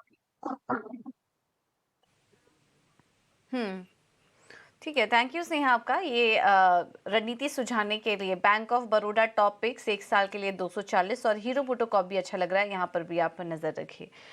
अच्छा, चलिए कुछ और भी स्टॉक्स पर चर्चा करते हैं जहाँ पर की खबरें हैं आज। इसमें संतोष जी, आपसे समझना चाहेंगे, बीबीटीसी पर राय दीजिए। बॉम्बे बर्मा, इसमें क्या आज कोई ट्रेड ले सकते हैं? कल स्टॉक 3% ऊपर था, और अब गो फर्स्ट की तरफ से अपडेट आया है कि डीजीसीए से अगले 2-3 दिनों में उनको मंजूरी मिल चुकी है उड़ानें फिर से शुरू करने के लिए, और यहाँ पर कंपनी का करीब 32% स्टेक भी और आईसीडी एक्सपोजर भी है। तो उसके लिहाज से क्या कुछ सेंटिमेंट इम्पैक्ट देख रहे हैं आप बीबीटीसी पर? कुछ ट्रेड लेने की सलाह देंगे स्टॉक में? यस, इसमें फंडामेंटली क्या कैसे रिएक्ट करता है वो कहना मुश्किल है, लेकिन टेक्निकली इसका चार्ट काफी लुक्रेटिव लग रहा है। स्टॉक में एक classical inverse head and shoulder formation का ब्रेकआउट आया है, एक long down sloping trend line का भी ब्रेकआउट आया है, तो लग रहा है कि ये स्टॉक यहाँ से अच्छी तेजी दिखा सकता है। इमीडिएटली मुझे लग रहा है कि 1250 तक के टारगेट देखने को मिल सकते हैं, और थोड़ा सा पोजिशनल व्यू है तो 1400 रुपये तक की भी अपसाइड देखने को मिल सकती है। नीचे अब जो ब्रेकआउट लेवल है 1050 का, वो एक अच्छा सपोर्ट का काम करेगा, तो मेरे हिसाब से इसमें एक पोजिशनल बेट ली जा सकती है with stop loss of 105 for immediate target of 1250 and second target of 1400। ठीक है, चलिए आगे बढ़ते हैं। ये तो हो गई बॉम्बे बर्मा पे, थोड़ा वॉल्यूम कम रहता है, वापस से अपने व्यूअर्स को बताना जरूरी होगा, इसमें थोड़ा वॉल्यूम कम रहता है। दूसरे दिन डिस्कस कर रहे हैं वैसे, कल वहाँ नहीं, न्यूज़ इस थी पे बॉम्बे डाइंग की। पूजा ने सवाल पूछा था, इसलिए बता रहे हैं, क्योंकि वो बॉम्बे डाइंग में कुछ लैंड अनलॉकिंग हो रहा है। बॉम्बे डाइंग और बॉम्बे बर्मा यूजुअली साथ में चलते हैं, लेकिन कपिल बाबू भी हमारे साथ आ चुके हैं। चलिए ट्रेडिंग आइडिया से शुरुआत करते हैं, फिर आगे बात लेके चलेंगे। कपिल, गुड मॉर्निंग, क्या ट्रेड करेंगे आप आज? लॉन्ग शॉर्ट आइडियाज कैसे हैं, आपकी लिस्ट कैसी दिख रही है? Good morning Ajay ji. तो बेसिकली आइडियाज तो अभी लॉन्ग की साइड में ही है। नो डाउट हमने ग्लोबल मार्केट में एक सेल ऑफ देखा होता है, let's say SPX 500 US market का जो काफी एक मेन एनालिसिस है, वहां पे सेलिंग प्रेशर में देखने मिली थी। लेकिन अगर हम उसका चार्ट देखते हैं तो लोअर पार्ट से हमें उसमें थोड़ी सी रिकवरी भी देखने हुए मिली रही थी, और एग्जिट निफ्टी में हमें कोई इतना वीकनेस देखने नहीं मिल रहा है। सॉरी, अभी तो गिफ्ट सिटी हो गई है। Now market all time high पे है, काफी सारे स्टॉक काफी एक्सटेंडेड है, लेकिन कुछ ऐसे सेगमेंट वाले स्टॉक्स है, कुछ ऐसे भी स्टॉक्स है जो काफी लोअर लेवल से अभी रिकवर करना स्टार्ट कर रहे हैं। तो मुझे लग रहा है कि वहां पे एक कैचअप रैली मुझे देखने में मिल सकती है।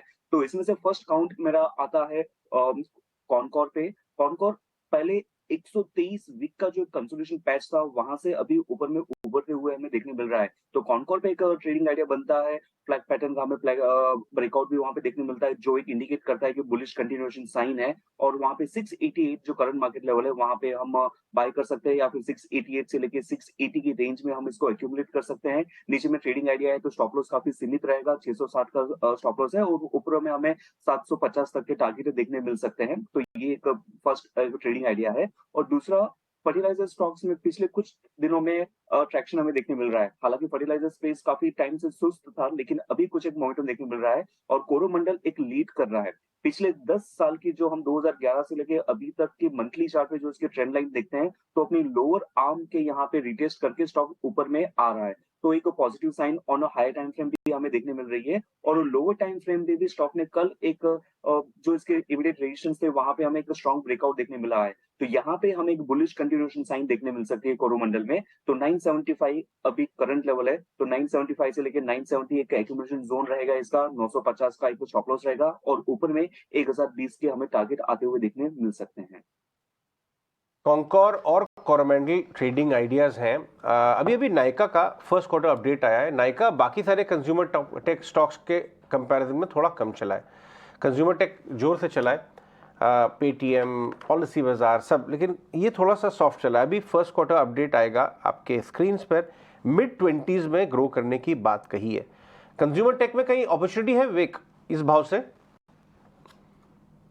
हाँ, देखिए मार्केट एकदम बुल फेज में है और इसका मतलब ये नहीं कि ये कंपनीज प्रॉफिट करने लग गई है, राइट। तो मैं जब तक इनके बैलेंस शीट में प्रॉफिट नहीं देखूं, मतलब P&L में प्रॉफिट नहीं देखूं और रिजल्ट पॉजिटिव नहीं दिखाने लगे, ऐसी कंपनीज मैं प्रेफर करूंगा कि ऑन रैलीज में स्लोली बाहर ही निकलूं। और just because it is bull run, ये नहीं चला है कंपेयर टू अदर कंपनीज, इसमें मैं घुस जाऊं, ये बहुत बड़ा एक दिक्कत की बात हो सकती है आगे चल के अगर मार्केट में करेक्शन आए। तो जब तक प्रॉफिट नहीं दिखे आई वुड अवॉइड। तो आप अभी कन्विंस नहीं है, ठीक है, आप नहीं लेंगे इसे। लेकिन ये जो इतने स्ट्रॉन्ग बिजनेस अपडेट्स आए, चाहे शोभा का, टाइटन का तो हमने डिस्कस किया, शोभा का बिजनेस अपडेट स्ट्रॉन्ग आया, उसके अलावा डाबर के बिजनेस अपडेट जो आए और आगे की विजिबिलिटी भी जो दिख रही है, उन पे क्या ट्रेड बनते हैं? शोभा पर एक बार ट्रेड बताया। रियल एस्टेट कुछ पूरा पैक कल भी सबसे sectoral gain, highest sectoral gain आपको रियल एस्टेट में ही दिख रहे थे। और yet another good update Macrotech का इससे पहले अच्छा आया था। कैसे ट्रेड करेंगे शोभा को, या फिर एक रब ऑफ पूरे स्पेस पर आज भी दिख सकता है? देखिए रियल्टी स्पेस एक्चुअली राइट काफी समय से सुर्खियों में रहा है, और जो रिबाउंड हम एक्सपेक्ट कर रहे थे वो थोड़ा लेट ही सही बट अब आते हुए दिखा है इसमें। तो मेरे हिसाब से यहाँ पे लॉन्ग ट्रेड ही रहेगा। थोड़ा सिलेक्टिव हो सकते हैं इन टर्म्स ऑफ डेवलपर्स में आप प्ले करना चाहते हैं, या जो एंसिलरीज है उनमें प्ले करना चाहते हैं। बट ओवरऑल सेटअप यहाँ पे हमें अगर देखें तो सेक्टर का पॉजिटिव ही लग रहा है। अब शोभा की अगर मैं पर्टिकुलरली बात करूं तो देखिए यहाँ पे एक अच्छा खासा रनअप आया है, लेकिन अब एक कंजेशन जोन के करीब आ गया है। 560 से लेके यहाँ पे 575 के जो लेवल्स हैं, यहाँ पे एक अच्छा खासा कंजेशन जोन है। इसकी जो स्टीम है ये भी आपको थोड़ी सी लूज होते हुए नजर आ रही है। तो मैं कहूंगा कि यहाँ पे आप थोड़ा सा प्रॉफिट बुक करके चलें। 565 570 के जो जोन्स हैं यहाँ पे ऑलरेडी ओपन होता हुआ नजर आ रहा है प्री ओपन में। Let's see where it settles. But इसके आसपास यहाँ पे मेरी सलाह रहेगी कि फ्रेश पोजीशन ना लें। एक बार के लिए आप ट्रेलिंग स्टॉप लॉस करके उस मोमेंटम को राइड कर सकते हैं, बट फ्रेश पोजीशन के लिए वेट करें। अगर ये 570 के ऊपर सस्टेन होता है आधे से 1 घंटे के लिए, तब हम कंसिडर करेंगे इंट्राडे लॉन्ग। अदरवाइज मेरे लिए यहाँ पे एक बार के लिए प्रॉफिट बुकिंग की सलाह रहेगी। ठीक है, तो सुबह में फिलहाल आप प्रॉफिट बुकिंग करके चल सकते हैं अगर आपके पास ऑलरेडी है तो। कपिल, सुब्रोस में कोई ट्रेड ले सकते हैं आज? वैसे तो खबर आई है, लेकिन खबर का असर ऑलरेडी काफ़ी दिख चुका है, बट आज क्या इस पर नज़र रखें? क्योंकि अब ट्रक केबिन्स में जो एसी इंस्टॉलेशन की न्यूज़ आ रही थी, अब उस पर ड्राफ्ट नोटिफिकेशन भी जारी हो चुका है। काफ़ी चल चुका था उस खबर के बाद, लेकिन अब इसका कुछ इम्पैक्ट हम प्री ओपन में भी देख रहे हैं, स्टॉक ऊपर है। क्या जिसने एंट्री नहीं की होगी उस समय इन लेवल्स पर दोबारा एंट्री कर सकते हैं सुब्रोज में? नितिन गडकरी की साहब के फरमान के बाद में स्टॉक में काफी अच्छी एक मोमेंटम आई थी। हमने उस दिन देखा हुआ था कि स्टॉक का एक 20% जितने का अपर सर्किट भी लगी हुई थी, लेकिन इन सारे अपसाइड मोमेंटम के बाद में पिछले 6-8 दिनों से स्टॉक एक कूल ऑफ हो रहा है। और वो लाजमी भी होता है कि जब भी एक स्ट्रॉन्ग अपट्रेंड बन जाए तो स्टॉक थोड़ा सा कूल ऑफ हो, और उस कूल ऑफ के टाइम पे स्टॉक के प्राइसेस काफी अच्छे एक लेवल पे आ जाते हैं। तो जो हम एक मूविंग एवरेज ट्रैक करते हैं 9 पीरियड मूविंग एवरेज, जो ऐसे ट्रेंडिंग स्टॉक में काफी अच्छे से सपोर्ट में काम करती है, तो स्टॉक ने यहाँ पे रिटेस्ट किया हुआ है। तो मेरे यहाँ पे 2 लेवल बनेंगे फ्रॉम अ ट्रेडिंग पर्सपेक्टिव कि लेट्स से कि 436 के यहाँ पे चल रहा है, स्टॉक ने शॉर्ट टर्म मूविंग एवरेज का टेस्ट किया और कल के और आज के दिन में थोड़ा-सा एक पॉजिटिव ट्रैक्शन हमें देखने मिला हुआ था, लेकिन इतना भी कुछ डिसिसिव मूव नहीं देखने मिला हुआ है। आज चलते हुए जो हम पॉजिटिव ट्रैक्शन देख रहे हैं, तो इसको हम ट्रेड कर सकते हैं। 436 के लेवल चल रहा है, लेकिन यहाँ पे आपका स्टॉप लॉस 427 का ही होना चाहिए। 427 के नीचे जाता है तो स्टॉक में से निकलना चाहिए और इसके बाद में स्टॉक का स्ट्रक्चर तो काफी अच्छा है। नीचे के लेवल पे स्टॉक प्राइस फिर से आपको एक अपॉर्चुनिटी अच्छा दे देगा। तो 427 का अगर स्टॉप लॉस हो जाता है नीचे में, देन नीचे का जो इसका बेस बना था काफी टाइम का, वो 400 का लेवल है। तो 400 के लेवल से फिर से रीइनिशिएट कर सकते हैं, but from a short term trading perspective 427 का स्टॉप लॉस रहेगा इसका। ठीक है, तो स्टॉप लॉस लगा के चलिए सुब्रोस में। चलिए कुछ एक्शन 5 स्टॉक्स पर भी अब नज़र डालते हैं। सुब्रोस उसमें से एक था। जिससे जुड़ी खबर अब ये आई है कि नितिन गडकरी ने जो अनाउंसमेंट किया था, अब उस पर ड्राफ्ट नोटिफिकेशन भी आ चुका है और N2 N3 category trucks cabin में AC इंस्टॉलेशन पर ये नोटिफिकेशन जारी हो चुका है। तो सुब्रोस इसके चलते हम देख रहे हैं तेज़ी में है। रियल एस्टेट स्टॉक्स पर नज़र रखिए। शोभा का जो अपडेट आया है वो काफ़ी स्ट्रॉन्ग है और highest ever quarterly sales value यहाँ पर कंपनी ने हासिल किया है। तो शोभा पर नजर रखिए और इसके अलावा फिनिक्स मिल्स भी फोकस में रहेगा। यहाँ पर भी जो कंजम्पशन डेटा आया है उसमें 18% की ग्रोथ देखने को मिली है और ट्रेडिंग ऑक्यूपेंसी सारे ही मॉल्स में इनके काफी स्ट्रांग रही है। तो आज रियल एस्टेट स्टॉक्स फोकस में रह सकते हैं। कल्याण ज्वेलर्स, यहाँ पर भी जो अपडेट आए हैं वो काफी अच्छे हैं। कंसोलिडेटेड रेवेन्यू ग्रोथ 31% की आई है और जिसमें कि भारतीय कारोबार की बात करेंगे तो वहां पर 34% की ग्रोथ कंपनी ने दर्ज की है। सुजलॉन एनर्जी आज फोकस में रहेगा। ये स्टॉक भी पिछले काफी समय से फोकस में था। अब पूंजी जुटाने को लेकर आज कंपनी विचार कर सकती है, तो इसका भी इम्पैक्ट हम देख सकते हैं, सूजलॉन में पड़ सकता है। और कैपेसिटी इंफ्रा, इस पर भी नजर रखिए। कंपनी ने करीब 56 लाख शेयर्स से ज़्यादा का अलॉटमेंट किया है प्रेफरेंशियल बेसिस पर 170 रुपये प्रति शेयर पर, जिसमें कि कुछ इन्वेस्टर्स के नाम अगर बताए तो विकास खिमानी को करीब 15 लाख शेयर्स अलॉट हुए हैं। तो इसके चलते आज स्टॉक पर भी एक्शन एक्सपेक्टेड है। कुछ और स्टॉक्स के बारे में बात कर लेते हैं। कल गोकुलदास एक्सपोर्ट्स में बहुत बड़ा ब्रेकआउट आया, करीब 5% का अपमूव था और ये 500 रुपये के ऊपर बहुत दिनों बाद आया है। संतोष, गोकुलदास एक्सपोर्ट के 6 महीने का चार्ट देखिए, आपको नजर आएगा आज भी 515 के ऊपर खुल रहा है। ये ब्रेकआउट जारी रह सकता है, यहाँ से ट्रेड है इसमें या अवॉइड? इसका टेक्निकल स्ट्रक्चर काफी स्ट्रॉन्ग है। स्टॉक ने एक रैली दिखाई थी, उसके बाद पिछले 1 साल से कंसोलिडेशन मोड में था, लेकिन अभी एक मोमेंटम पकड़ते हुए दिख रहा है, अपने 20 डे मूविंग एवरेज को रिस्पेक्ट कर रहा है और कल के ये अब रेडी है जो इसने पिछले साल हाई लगाया था करीबन 520 के आसपास का। तो 520 एक हर्डल रहेगा। अगर 520 क्रॉस करने में कामयाब हो जाता है तो 555 590 तक के टारगेट ऊपर में देखने को मिल सकते हैं। तो अभी बने रहना चाहिए। अब अपना स्टॉप लॉस सेल कर ले, अपना स्टॉप लॉस 494 पे लगा ले। 520 जैसे ही क्रॉस करता है इसमें और स्ट्रेंथ देखने को मिलेगी। लाइफ को लेके आइए। एरिस लाइफ में एक फंड ने अपना स्टेक काफ़ी बढ़ाया है। एरिस लाइफ देखिए 2% ऊपर 720 का 6 महीने का चार्ट देखिए। ये डिस्कस करना चाहूँगा मैं। कपिल, एरिस लाइफ आपने चार्ट देखा है? ये बहुत ज़्यादा ऑफर डिस्कस स्टॉक नहीं है, बट HDFC MF ने 22 लाख शेयर खरीदे हैं इसमें। फंड एक्शन 720 का भाव, चार्ट क्या कहते हैं? ओके, 720 के रेट से इसके। जी हाँ, 720 पे ट्रेड कर रहा है। सॉरी अजय, ये स्टॉक मेरे रडार में नहीं है वैसे। Okay, no problem. संतोष, आपके रडार पे है? यस, एरिस लाइफ साइंसेज की बात करें तो इसका भी स्ट्रक्चर अच्छा हो रहा है। हालांकि वॉल्यूम कम होते हैं, लेकिन इसमें एक डाउन स्लोपिंग चैनल का फॉर्मेशन का ब्रेकआउट आया है, तो और स्ट्रेंथ देखने को मिल सकती है। स्टॉक शायद 750 तक के लेवल दिखा सकता है, जो इसका एक प्रीवियस रेजिस्टेंस था। तो अभी स्ट्रक्चर अच्छा 750 के इसमें अप्रोच किया जा सकता है, बट एक चीज ध्यान रखिएगा, वॉल्यूम काफी कम है इस काउंटर में। ऑलराइट, ठीक है। तो ये तो एरिस लाइफ साइंस पर बात रही, लेकिन IHCL यहाँ पर भी अच्छे बिजनेस अपडेट्स आए इंडियन होटल के और उन्होंने बात भी रखी, टारगेट भी रखे कितने होटल्स तक एक्सपैंड हो जाएगा अगले 2 सालों में। होटल स्टॉक्स में फिर से एक मूव शुरू हुई है। कल भी हम इंडियन होटल्स को डिस्कस कर रहे थे, लेकिन इस अपडेट से क्या रब ऑफ दूसरे होटल्स काउंटर्स पर भी पड़ सकता है? एक बार आप बताएं संतोष, क्या कोई होटल काउंटर आज खरीदेंगे? इंडियन होटल्स को भी आप यूज कर सकते हैं? यस, होटल काउंटर की बात करें तो एक इनमें अच्छे मोमेंटम के बाद अभी कुछ समय से कंसोलिडेशन मोड में है। इंडियन होटल करेक्शन के बाद अपने 50 डे मूविंग एवरेज पे सपोर्ट लिया है। हालांकि अभी भी ऐसा बड़ी तेजी के संकेत तो नहीं मिल रहे, साइडवेज ही रहेगा, लेकिन अगर ये 390 का जो इसका 20 डे मूविंग एवरेज है उसके ऊपर ट्रेड करने में कामयाब हो जाता है तो एक मोमेंटम फिर से देखने को मिल सकता है, जहां 400 का अगला टारगेट रहेगा। 380 एक मेजर सपोर्ट है। 380 के नीचे अगर किसी भी वजह से फिसलता है तो एक प्रॉफिट बुकिंग का काउंटर हो सकता है, फिर लोअर लेवल से फिर से बाइंग अपॉर्चुनिटी देखेंगे। कुल होटल स्टॉक्स लगातार चल रहे हैं और यहाँ पर अच्छा खासा सीजनलिटी फैक्टर है। इसके अलावा भी कुछ सेगमेंट्स जैसे रियल एस्टेट जहाँ पर मजबूती थी, वो मजबूती आज भी संकेत तो यही मिल रहे हैं कि कायम रहेगी। लेकिन इस बीच जहाँ ब्रोकरेजेस के रेडार पर कई सारे स्टॉक्स, कई सारे सेक्टर्स हैं, उन सेक्टर्स और स्टॉक्स में से छांट कर एक बिग बोल्ड ब्रोकरेज वामाक्षी हमारे लिए लेकर आई हैं। वामाक्षी, बताइए कौन सी है आज की बिग बोल्ड ब्रोकरेज? जी बिल्कुल, आज का बिग बोल्ड ब्रोकरेज है ऑल कार्गो के ऊपर। हम देख रहे हैं कि जेफरीज की तरफ से रिपोर्ट आ रही है और ये उन्होंने खरीदारी की राय ज़रूर बरकरार रखी है, मगर डीमर्जर के लिए एडजस्ट करने के लिए उन्होंने अपना टारगेट प्राइस घटाया है, 500 रुपये से 370 प्रति शेयर पर घटाया है।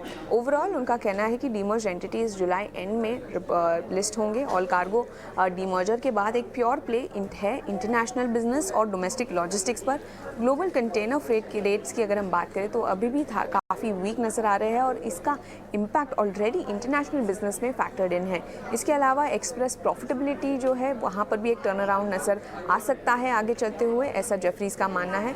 उनका कहना है कि एक अच्छी फ्रेंचाइज है जो 14.3 टाइम्स FY24 के PE पर ट्रेड कर रहा है। तो ओवरऑल इसी के चलते जेफरीज ने ऑल कार्गो पर अपनी खरीदारी की राय को ज़रूर बरकरार रखा और डी मर्जर के लिए एडजस्ट करने के लिए उन्होंने अपना टारगेट प्राइस 500 से घटाकर 370 प्रति शेयर पर कर दिया है। वामाक्षी, शुक्रिया आपका ये बिग बोल्ड ब्रोकरेज हमें बताने के लिए। जेफरीज की अल्कार्गो लॉजिस्टिक्स पर राय है। विवेक, आपसे जानना चाहेंगे, वैसे खरीदारी की राय तो बरकरार रखी है लेकिन टारगेट्स घटा दिए हैं।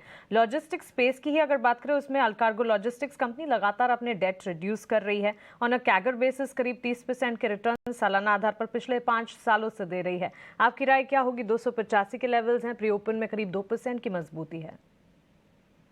मैं इस पे थोड़ा बुलिश रहूंगा क्योंकि एक तो लॉजिस्टिक स्पेस बहुत इंटरेस्टिंग लग रहा है और जो कुछ भी अभी हम लोग सुब्रोस की भी बात कर रहे थे उसका थोड़ा सा प्रेशर इन कंपनीज पे आ सकता है, लेकिन लॉन्गर टर्म के लिए मुझे लगता है कि अगर ड्राइवर की हेल्थ रहती है तो कंपनी भी अच्छी चलेगी, उनके व्हीकल्स अच्छे चलेंगे। और लॉजिस्टिक स्पेस इस डीमर्जर के बाद आई थिंक ऑल कार्गो, कोई भी कंपनी अगर डेट घटाती है तो वो एक पॉजिटिव संकेत होता है और दिखाता है कि फ्यूचर में एक यहाँ से और स्ट्रांग हुई।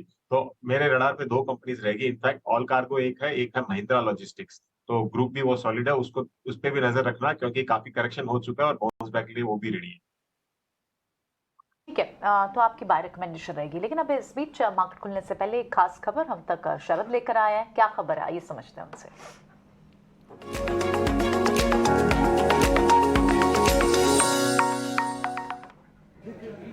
जी बिल्कुल, फोकस में रहने वाला है सांगवी मूवर्स और यहाँ पे जो है हमारे सोर्सेज कह रहे हैं कि जो फैमिली ऑफिस शुभकाम वेंचर्स है उन्होंने जो है थोड़ी स्टेक ली है और HNIs में भी जो है बहुत अच्छी इंटरेस्ट देखने मिल रही है। स्टॉक स्पेसिफिक बात करें तो एक्विटस, AIF और अनिल कुमार गोयल जैसे दिग्गज इन्वेस्टर्स जो ऑलरेडी इन्वेस्टेड है कंपनी में। और याद रखिए जो विंड एनर्जी सेगमेंट है उसमें जो जितनी चेंजेस रेगुलेशंस में देखने मिल रही है, ऑर्डर्स बढ़ रहे, उसकी ये कंपनी बेनिफिशियरी है और इंडिया और एशिया का ये लार्जेस्ट क्रेन रेंटल सर्विस है। अभी ऑफकोर्स सुजलॉन भी फोकस में रहेगा क्योंकि आज उनके कैपिटल रेज है। थोड़े दिन पहले आइनॉक्स विंड में HNI इंटरेस्ट देखने मिली। स्टॉक स्पेसिफिक बात करें तो stock nearly all time high levels पे 2020 से स्टॉक 5 गुना बढ़ चुका है और हमारी जो चैनल चेक्स हुए वहाँ से पता चला है कि जो यूटिलाइजेशन नंबर्स है अर्लियर FY23 में लगभग 82% था, अब जो है 85 to 90% हो चुकी है फर्स्ट क्वार्टर में। और जो कैपेक्स प्लान है वो ऑलमोस्ट 264 करोड़ का है। हालांकि डेट है वहाँ पे एक थोड़ी इश्यू ज़रूर है 161 करोड़ का, बट मैनेजमेंट कमेंट्री आ रही कि वो डेट रिडक्शन प्लान चल रही है। ठीक है, ऋषि सांघवी बहुत ही शानदार मैनेजमेंट है, बहुत यंग डायनेमिक, और ये जो कंपनी है सांघवी मूवर बहुत कम लोग जानते हैं, बट ये विवेक आपको पता है इसके बारे में? सांघवी मूवर ट्रैक किया आपने? ये एक ग्रीन रिन्यूएबल्स में प्ले है। लोग इसको रिन्यूएबल्स का प्ले देख रहे हैं क्योंकि इनके 90% क्रेन्स और जो इनके जो दुनिया भर की चीज़ें हैं वो रिन्यूएबल स्पेस में। तो अगर आप सुजलॉन मिस कर गए तो ये ले लीजिए। धंधा तो वही है ना। जब गोल्ड रश हुआ था यूएस में तो कुछ लोग जो है गोल्ड रश के पीछे भागे, कुछ लोगों ने स्पेड्स खरीदे। गोल्ड रश हो गए तो खोदेंगे तो स्पेड से ही, तो ये वाला प्ले बन रहा है। विवेक देखिए, मार्च में करीबन 80 to 83% इसका नेट प्रॉफिट ग्रोथ था, बहुत पॉजिटिव है। डेट इसका खाली 0.5 डेट टू इक्विटी है, वो पॉजिटिव है। रिन्यूएबल स्पेस ओवरऑल उसमें एक बहुत हलचल हो रही है, तो चाहे वो सुजलॉन हो, सांगवी हो या फिर SW सोलार हो, इन सब में आपको आगे चल के इंटरेस्ट दिखेगा। तो डेफिनेटली रडार पे रखना चाहिए इसको। और मुझे लगता है कि on every dips also Sanghvi Movers को डेफिनेटली रेडार पर रखना चाहिए, लेकिन बाजार खुलने की तैयारी में और इस वक्त अगर आप देखेंगे लाल निशान के साथ आज सुबह से ही जैसे विदेशी बाजार से भी संकेत मिल रहे थे, यूएस मार्केट, उसके बाद एशियाई बाजार और भारतीय बाजार में भी बिकवाली का दबाव इस वक्त तो नजर आ रहा है। 19,400 के बिल्कुल करीब हम खुलने की तैयारी कर रहे हैं। इस बीच बैंक निफ्टी को भी अगर देखेंगे, आप ओपनिंग टिक्स अपने स्क्रीन पर देख रहे हैं, 45,160 के लेवल्स पर करीब 200 अंकों की बिकवाली है। 19,446 के लेवल्स निफ्टी की शुरुआत है। बैंक निफ्टी के मुकाबले निफ्टी में हम देख रहे हैं संभलने की कोशिश ज्यादा होती हुई। एडवांस डिक्लाइन रेशियोज बटे हुए हैं 855 एडवांसेस के सामने 600 डिक्लाइन। स्टॉक स्पेसिफिक मूव्स को अगर देखेंगे, इस बीच मिड कैप स्मॉल कैप को भी स्क्रीन पर लेकर आएंगे क्योंकि ब्रॉड इंडेक्सेस में क्या हो रहा है इस पर खास नजर रहेगी। लेकिन टाइटन के चार्ट्स जो हैं इस कमजोर बाजार में भी हरे निशान के साथ खुलते हुए clear cut indication business update पहली तिमाही में टाइटन का अच्छा रहा। सालाना आधार पर कंपनी की आय में 20% की बढ़ोतरी इस ऑपरेशनल अपडेट में देखने को मिली और इसी का एक असर आप देखिए कंजम्पशन थीम पर खास नजर रखें क्योंकि कल से हम देख रहे हैं नेस्ले HUL के चार्ट्स अच्छी खासी मजबूती दिखाते हुए। वहीं SBI लाइफ और साथ ही रिलायंस पर भी आज एक खबर, डीमर्जर से जुड़ी NCLT ने रिलायंस के फाइनेंशियल कारोबार के डीमर्जर को मंजूरी दी है, जिसके ठीक बाद आधे % तक के मूव्स रिलायंस के चार्ट्स में भी नजर आ रहे हैं। यूनाइटेड इनफैक्ट UBL और साथ ही अल्ट्राटेक सीमेंट प्लेज में लगातार स्लो एंड इवेंचुअल मूवमेंट, भले ही मानसून का सेटअप हो चुका है, ऑनसेट हुआ है, लेकिन फिर भी सीमेंट प्लेज हैं जो कि इस वक्त कामकाज करते हुए नजर आ रहे हैं।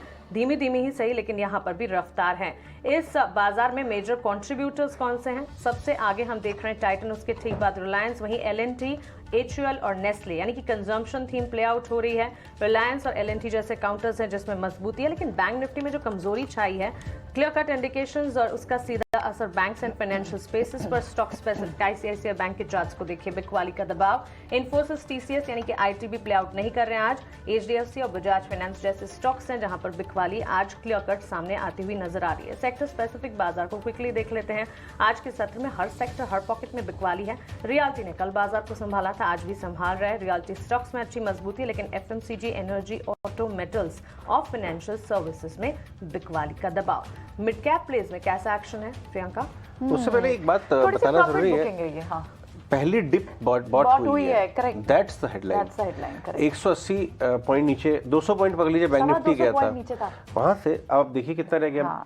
नहीं, उसके बाद इंट्राडे लिखिए डायरेक्टर साहब, उसके बाद डिप बॉट होने के बाद फिर दोबारा से एक आया है। पहला आधा घंटा क्रूशियल रहेगा, जो हम लोग डिस्कस कर रहे थे कि ये लोग फ्रेश शॉर्टर्स आते हैं यहाँ पे, पाइल अप करते हैं शॉर्टिंग, या ये खरीदने वाले आते हैं, तो पहले 15 मिनट में एक्चुअली मालूम चलेगा। लेकिन रिलायंस मौका दे रहा है, रिलायंस खुला ही फ्लैट के पास है कि मुझे लगा कि शायद गैप अप में ही शायद, बट लेट्स सी। बट 2650 आ गया है 2 दिन में चल के, ये मत भूलिए। ये भी है। चलिए, मिड कैप का एक्शन है। मिड कैप में देखिए आज थोड़ा सा तो आपको फाइनेंस काउंटर्स में दबाव दिख रहा है, प्रॉफिट बुकिंग क्लियरली हावी हो रही है, बैंक्स पे हुई है तो फाइनेंस पे भी हुई है। M&M फाइनेंस इस वक्त बड़ा लगाड़ दिख रहा है जो मिड कैप में है। उसके अलावा दूसरे ऑटो स्पेस में अशोक लेलैंड जैसे स्टॉक्स हैं ज्यादा चल अभी के फिलहाल रैली में, पीछे तो पूरा साल चला ही है, लेकिन उसके अलावा BHEL सॉफ्ट हुआ है, 93 के पार चला गया था, ज्यादा बड़ी नहीं, 1% तक की बिकवाली वहां है। L&T फाइनेंस भी पिछले 2 दिन से तो थोड़ा ब्रीदर ले रहा है, 1.25% की गिरावट वहां है। बालाकृष्णा भी चला, अपोलो टायर्स, बालाकृष्णा में थोड़ी सी मूव कल फिर दिखी थी, हल्का सा सॉफ्ट जरूर हुआ है। लेकिन दूसरे जो मिड कैप काउंटर्स में हिंदुस्तान जिंक में फिर से डिविडेंड का ट्रिगर आज भी दिख रहा है, टॉप गेनर आपको दिख रहा है। कुछ टेक प्लेटफॉर्म में डिलीवरी जैसे काउंटर्स, वरुण बेवरेजेस जैसे काउंटर्स, इनमें आपको मूव दिख रही है, और इंडियन होटल्स खुलने के बाद से मौका दे रहा है, 1.5% अब तेज हो गया।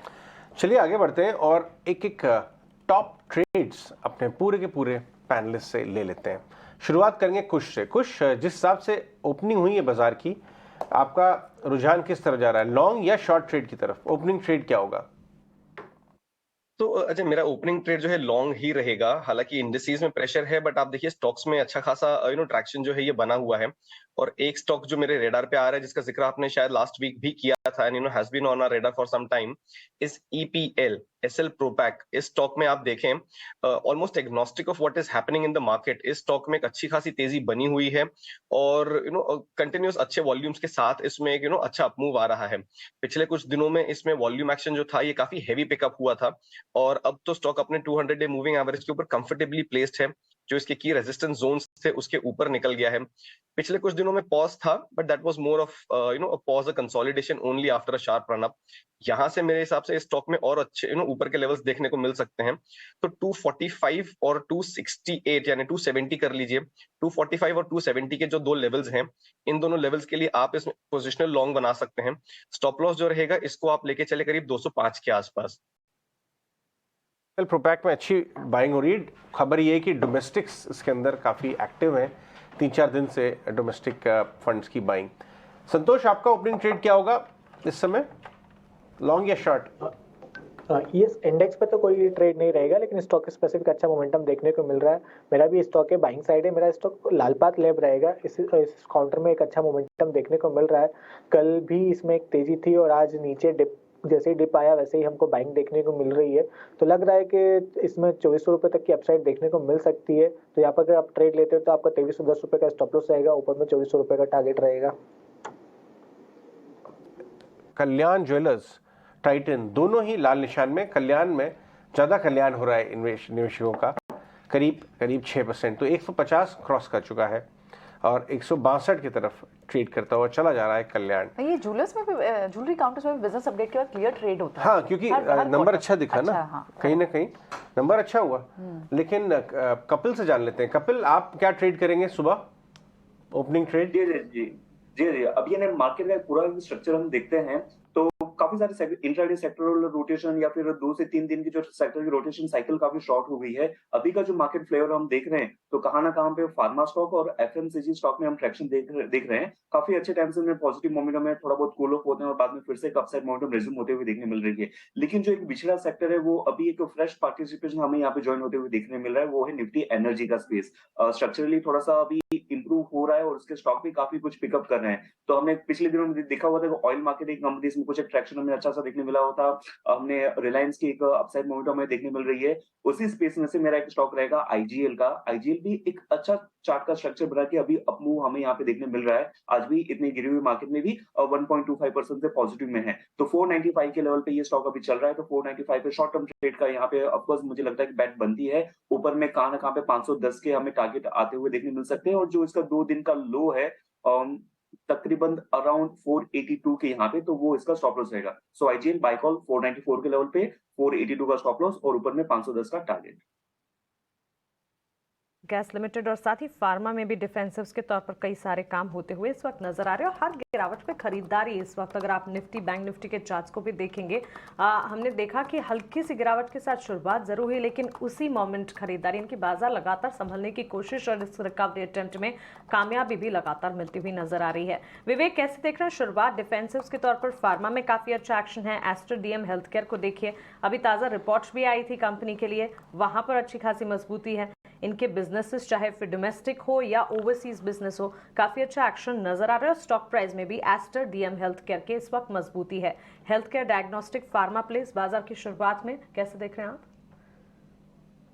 मैं बहुत बुलिश हूँ in fact health care overall space पे, और उसमें फर्स्ट पिक रहेगा मेरा हॉस्पिटल इंडस्ट्री। जो नए नए हॉस्पिटल्स आ रहे हैं, आईपीओज आ रही है। अब तक खाली हमको मिल रहे थे अपोलो हॉस्पिटल और फोर्टिस। अब इतने आईपीओस आने के बाद बहुत शानदार हॉस्पिटल्स लिस्टेड है, तो उसको देखना चाहिए। तो उसके बाद में डायग्नोस्टिक स्पेस, जहाँ पे Aster DM type of companies जो यहाँ से काफी अच्छा रिटर्न्स दे सकती है। मतलब वैल्यूएशन वाइज आप अगर देखो तो रिजल्ट्स इसके अच्छे हैं, वैल्यूएशन कम है, मैनेजमेंट अच्छा है इसका। तो यहाँ से मतलब आप अगर 20-30-40% भी आप अगर रिटर्न की एक्सपेक्टेशन रखो, थोड़ा सा टाइम देना पड़ेगा, लेकिन वो आपको फिर भी मिल जाएगा। तो काफी strong company Aster DM, definitely देखना चाहिए। इनफैक्ट दुबई वगैरह में भी ये काफी एक्टिव है और सिर्फ 16,000 करोड़ का मार्केट कैप आज के दिन। तो फोकस में रखिए, स्ट्रॉन्ग कंपनी है। गिरावट है ही गए तो सिर्फ प्रॉफिट बुकिंग दिख रही है। जो जो स्पेसेस चल गए थे अजय, आप देखें ऑटो जहां जहां भी मूव चली थी वहां थोड़े थोड़े प्रॉफिट बुकिंग हो रही है और तो कुछ नहीं। सारे डिप्स बॉय हो गए, 140 पॉइंट सिर्फ रह गया बैंक निफ्टी पर। लेकिन क्या रिलायंस मौका दे सकता है? और निफ्टी पर भी आप देखें तो 20-25 पॉइंट का ही सिर्फ एक ड्रैग है। रिलायंस अगर चलता है यहाँ से, जो मौका दे भी रहा है खुलने के बाद, क्या बड़ी मूव आ जा सकती है इस न्यूज पर? कुछ बताएं, रिलायंस पे ट्रेड बनता है? बिल्कुल प्रियंका, इनफैक्ट अगर मैं if I recollect this correctly, I think हम पिछले एक हफ्ते से रिलायंस डिस्कस कर रहे हैं। My view has constantly been buy only 2650 और 2700 के दोनों टारगेट्स हमने डिस्कस किए थे। पहला वाला तो जो है ये आज ही अचीव होता हुआ नजर आ रहा है। आई वोंट बी सरप्राइज्ड कि यहाँ पे बहुत जल्द हमको ये 2750 का जो रिसेंट हाई था ये भी देखने मिल जाए। तो यहाँ पे आप बिल्कुल एक बाय पोजीशन लेके चल सकते हैं। आई विल मेंटेन जो अपवर्ड स्लोपिंग चैनल चलते आ रहा है, रिलायंस उसी के अंदर ट्रेड कर रहा है। कहीं भी उसके आसपास का सपोर्ट जोन है या कहीं भी डिप आती है तो एक अच्छा बाइंग अपॉर्चुनिटी, एक अच्छा एंट्री अपॉर्चुनिटी ही बन रहा है फिलहाल रिलायंस में। एंड इसके चलते आप देख रहे हैं कि बिल्कुल मार्केट्स को भी सपोर्ट मिल रहा है। जो प्रॉफिट बुकिंग हम एक्सपेक्ट कर रहे हैं, we have to contend with a flattish kind of a market. तो रिलायंस में जो अप ट्रेंड है उसके चलते मार्केट्स में भी वो डिप या वो करेक्शन नहीं मिल रहा है, but that's also a good sign. Reliance overall setup positive है। 2750 के टारगेट्स के लिए से बाय करके चलें।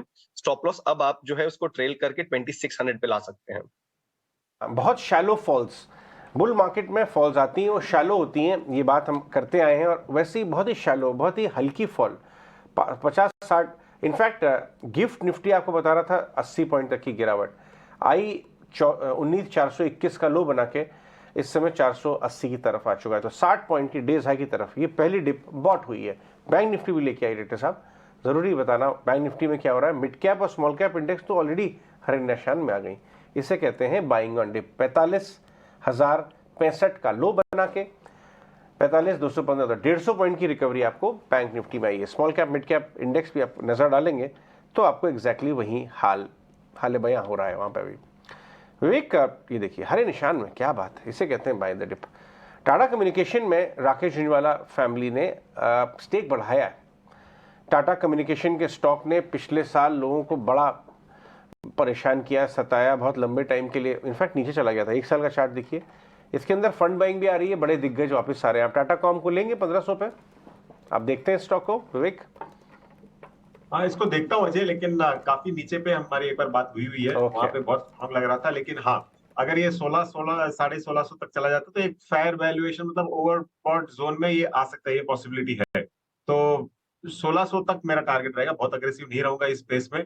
ओवरऑल देखिए, जो रिटर्न ऑन कैपिटल एम्प्लॉयड वगैरह आप अगर इस कंपनी का देखोगे तो करीबन 18% है, जो बहुत स्ट्रांग है। और कम्युनिकेशन में काफी आगे चल के वापस हम लोग 6G वगैरह की बात करने वाले हैं। तो आई थिंक कंपनी अच्छी है, लेकिन आपको यहाँ पे टाइम देना पड़ेगा। आप अगर बाई करते हो तो ऑन डिप्स डेफिनेटली एक बाई रहेगा, लेकिन अपर साइड 1600 कैप रहेगा। ठीक है, फेयर पॉइंट। इस भाव पे नहीं, लेकिन डिक्लाइंस पे नहीं, तो फिर अग्रेसिव टारगेट्स नहीं। ये डाबर में क्या करेंगे? डाबर की कमेंट्री बड़ी अच्छी आई है कि रूरल डिमांड ठीक हो रही है, यहाँ से वॉल्यूम ग्रोथ ठीक होगी। डिमांड की इम्प्रूवमेंट की बात तो करें, लेकिन भाव में इम्प्रूवमेंट नहीं आया। 580, इनफैक्ट 586 का लो बना के वहीं पड़ा हुआ है। इस भाव से डाबर में बन रहा है या एक बार कंज्यूमर राउंड हो गया अभी? कपिल जी, डाबर का हम देखते हैं तो ओवरऑल स्ट्रक्चर तो काफी अच्छा रहा था। यहाँ पे मैं एक इंटरेस्टिंग फैक्ट आपको बताना चाहता हूँ डाबर के बारे में। मैं नॉर्मली जो इसको फॉलो होता है वो मेजर करता हूँ कि मुझे एक टेक्निकली मार्जिन ऑफ सेफ्टी देखने मिले स्टॉक में।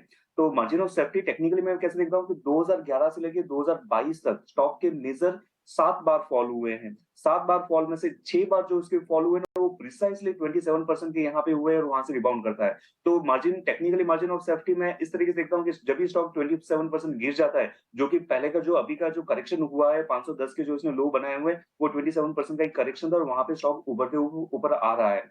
Dabur stock as compare to the FMCG stocks में थोड़ा सा लेगा तो रहा हुआ है, लेकिन ऑफ लेटली इसमें कुछ एक पॉजिटिव मोमेंटम आई हुई है। अभी 588 पे चल रहा है। इसके शॉर्ट टर्म रेजिस्टेंस लेवल के तो यहाँ पे है, थोड़ा सा हमें कूल ऑफ देखने मिल जाता है। 588 है तो 582, 576 के जो लेवल्स है वो काफी अच्छे सपोर्ट लेवल बन जाएंगे पोजीशन को रीइनिशिएट करने के लिए, और वो एक अच्छा रूम भी दे देगा स्टॉक को कूल ऑफ करने के लिए। ओवरऑल मुझे लगता है कि स्टॉक में थोड़ी सी नीचे की गिरावट में बाय करना चाहिए और ऊपर में 607 से 610 की जो पोटेंशियल है वो हम देखने मिल सकते हैं। ऑयल मार्केटिंग काउंटर्स में भी अभी मूव दिख रही है आपको। थोड़ी देर पहले हम डिस्कस भी कर रहे थे ऑयल एंड गैस एक्सपर्ट से, थोड़े उन्हें वैल्यूएशन का कंफर्ट अब यहाँ से नहीं आ रहा, लेकिन फिलहाल अभी तो जिनके पास है क्या वो राइड करें? एक बार संतोष आप बताएं, ऑयल मार्केटिंग काउंटर्स में क्या करना चाहिए? एक्चुअली ऑलरेडी एक बड़ा मोमेंटम देख लिया है, लेकिन स्ट्रक्चर अभी भी बुलिश ही है। मुझे लगता है और तेजी बन सकती है। हम एचपीसीएल की बात करें तो 307 के आसपास एक हर्डल जरूर है, वहाँ एक प्रॉफिट बुकिंग आ सकती है। 307 क्रॉस करता है तो फिर 315 320 तक की अपसाइड रहेगी। आईओसी की भी बात करें तो आईओसी में भी 100 का एक साइकोलॉजिकल हर्डल है 101 रुपए का, तो 100-101 के ऊपर टिकता है तो और स्ट्रेंथ देखने को मिलेगी। जो अगला टारगेट रहेगा फिर 108 रुपए का रहेगा।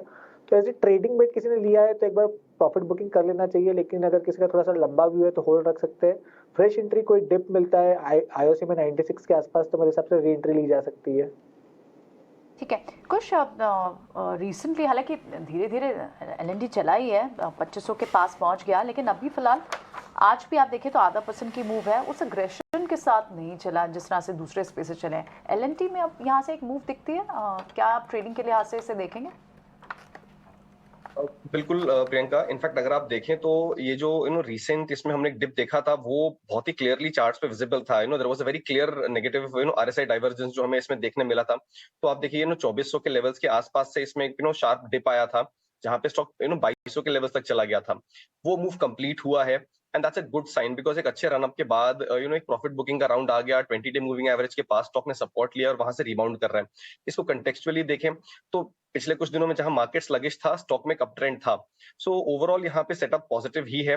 2500 का एक साइकोलॉजिकल लेवल है जहां पे थोड़ा सा रेजिस्टेंस हो सकता है, बट अगर कोई इसको इग्नोर करे तो यहाँ पे मेरे हिसाब से ऊपर के लेवल्स बिल्कुल देखने मिल सकते हैं। फ्रेश बाइंग इनिशिएट करें तो 2760 एंड 2625 के जो लेवल्स हैं ये आपके लिए एज ए टारगेट एक्ट करेंगे। स्टॉप लॉस जो है यहाँ पे आप 2450 का लेके चल सकते हैं। सो एलएनटी योर राइट, थोड़ा सा स्लगिश है, थोड़ा सा स्लो चल रहा है, बट जो ओवरऑल सेटअप इसका पॉजिटिव है, इसके चलते यहाँ पे बिल्कुल एक बाय बनता है। Okay, during the week hotel stocks में तो हमने एक्शन देखा, लेकिन शुक्रवार के दिन वीकेंड से ठीक पहले पीवीआर आइनॉक्स के चार्ट्स को भी देखना चाहिए, क्योंकि एक शार्प अप मूव, करीब 2-2.25% की तेजी। कुछ एब्सोल्युटली ट्रेडिंग का नजरिया रखते हुए क्या पीवीआर आइनॉक्स के फ्यूचर्स में कोई ट्रेड बनता हुआ देख रहे हैं आप? हम देख रहे हैं 1405 के लेवल्स पर 2-2.5% की मजबूती, दिन की शुरुआत से one side up move. Mansi, मैं कहूंगा इसको अवॉइड करें। रीजन देखिए बहुत सिंपल है, ओवरऑल स्ट्रक्चर इसका नेगेटिव चल रहा है और जो सपोर्ट जोन है 1370 के आसपास का, वहां से रिबाउंड किया है, but it's not convincing at all. तो जो बाउंस है, ये एक डेड कैट बाउंस हो सकता है। आई वोंट बी सरप्राइज कि यहाँ से आपको और डाउनसाइड देखने मिले, तो एक शॉर्टिंग अपॉर्चुनिटी बन सकती है, बट मैं उसके लिए थोड़ा सा वेट करूंगा। 1370 के नीचे स्लाइड होता है तो यहाँ पे आपको 1300 के लेवल्स भी देखने मिल सकते हैं। फिलहाल बाउंस है, could be the Friday effect, but overall इसका स्ट्रक्चर नेगेटिव है। मेरे हिसाब से यहाँ पे फ्रेश लॉन्ग पोजीशंस अवॉइड करें। शॉर्टिंग के लिए हम कंसिडर करेंगे बिलो 1370।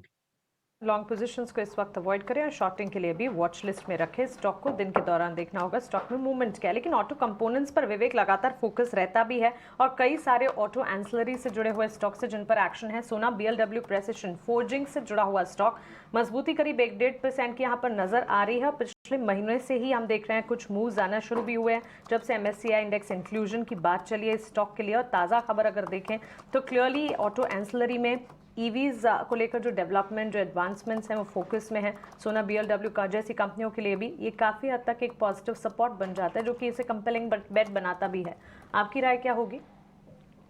डाउनसाइड मिनिमम रहेगा इसमें, पहली चीज। और दूसरी चीज, क्योंकि ये ईवी स्पेस अभी एक इमर्जिंग स्पेस है, तो काफी कंपनीज, इसमें कौन सी कंपनीज आपको पूरा बेनिफिट ले पाएगी और कौन सी कंपनीज लैगार्ड रहेगी ये टाइम बताएगा। लेकिन हाँ, सोना 800 से लेके करेक्शन इतना बड़ा देके यहाँ पे मुझे लगता है कि डाउन साइड बहुत बहुत लिमिटेड और आगे चल के रिजल्ट्स में इंप्रूवमेंट दिखा सकता है। तो डेफिनेटली होल्ड करना चाहिए इसको किसी के पास अगर है। आगे 2-3 क्वार्टर में मुझे लग रहा है कि ये काफी अच्छा यहाँ से कर सकता है। ठीक है, सोना कॉमस्टार पे आएंगे, आपकी खरीदारी की राय होगी। बहुत बहुत शुक्रिया विवेक आज समय देने के लिए, और अगली बार जब आपसे मुलाकात होगी तो देखते हैं कि आपकी तब नई लुक क्या होगी। चलिए बढ़ते हैं आगे, कुछ और स्टॉक्स और स्पेसेस को भी देखते हैं। सुब्रोज, आज भी आपको 9-9% की तेजी दिख रही है, क्योंकि इन्हें आज खबर तो पहले आ ही चुकी थी, लेकिन सिर्फ इनको मंजूरी मिली, ऑफिशियल हुआ है वो, और उस चक्कर में आप देखें आज भी 9% की मूव सुब्रोज में दिख रहे हैं। टेलब्रोस में भी 6.5-7% तक की मूव दिख रही है, और जेबीएम ऑटो में भी आपको 3-3.5% की। ऑटो एंसिलरी में कहाँ कोई अगर सिग्निफिकेंट डिप आती है या फिर कोई एक एंट्री पॉइंट ढूंढना हो, संतोष कौन सा स्पेस पे आप इन स्पेस में कौन से स्टॉक पे आपकी नजर होगी? यस, इस पे मेरा जो टॉप पिक है वो है सुंदरम फास्टनर। ये स्टॉक में एक classical higher highs higher lows formation बन रहा है। स्टॉक अपने 20 डे मूविंग एवरेज को बहुत अच्छे से रिस्पेक्ट कर रहा है, तो अभी भी मोमेंटम बना हुआ है, अभी भी कोई वीकनेस के साइन नजर नहीं आ रहे। 1300 रुपए तक की अपसाइड नजर आती है, लेकिन कोई डिप भी मिलता है 1200 रुपए के आसपास, तो मेरे हिसाब से इसमें बाइंग अपॉर्चुनिटी के रूप में देखना चाहिए। निपॉन एएमसी लेके आइए डाक्टर साहब, वहाँ पे स्मॉल कैप फंड्स में लमसम इन्वेस्टिंग पर रोक लगाई गई है, स्टॉक पे कुछ इम्पैक्ट नहीं हो रहा है, बहुत बढ़िया।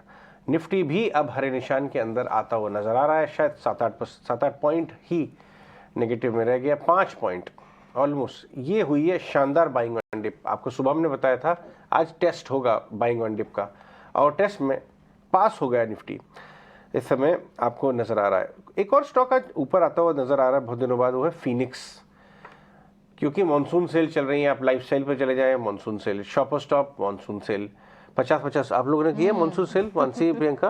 ऑनलाइन शॉपिंग, अच्छा, उसमें भी 50%, अजियो ने सब 50% में मानसून सेल चल रही है, तो शायद इसीलिए फिनिक्स का काउंटर 2% ऊपर 1600 की तरफ जा रहा है। संतोष, फिनिक्स का काउंटर दिखाइए जरा अपने चार्ट्स पे, 1607 का हाई लगाया है, क्या ये 1700 के लिए रेडी हो रहा है? यस अजय जी, डेफिनेटली इसका चार्ट स्ट्रक्चर काफी अच्छा है। स्टॉक के कंसोलिडेशन के दौरान अपने 20 डे मूविंग एवरेज के आसपास कंसोलिडेट हुआ और अब एक फ्लैग फॉर्मेशन का ब्रेकआउट दे रहा है, तो लग रहा है कि मोमेंटम एक्सटेंड हो सकता है, 1700 रुपए तक की अपसाइड देखने को मिल सकती है। इमीडिएटली जो पुराना हाई था करीबन 1640 के आसपास का, वो एक थोड़ा सा रेजिस्टेंस का काम करेगा, लेकिन वो क्रॉस होते ही 1700 के लेवल देखने को मिलेंगे। नीचे अब 1560 जो इसका 20 डे मूविंग एवरेज है वो अच्छा सपोर्ट का काम करेगा, तो आप इससे स्टॉप लॉस लगाकर बाइंग कर सकते हैं। और कुछ स्टॉक्स नज़र में आ रहे हैं, वो एक रेमंड भी आ रहा है 1800 के ऑलमोस्ट 1760 का भाव हो गया। रेमंड लेके आइए कपिल, जरा रेमंड का चार्ट देखिए, 6 मंथ हाई पे है। रेमंड कहाँ जा रहा है? तो हम अगर मंथली चार्ट का स्ट्रक्चर देखते हैं तो काफी शानदार नीचे तो चलाओ कुछ रही हुई है जी।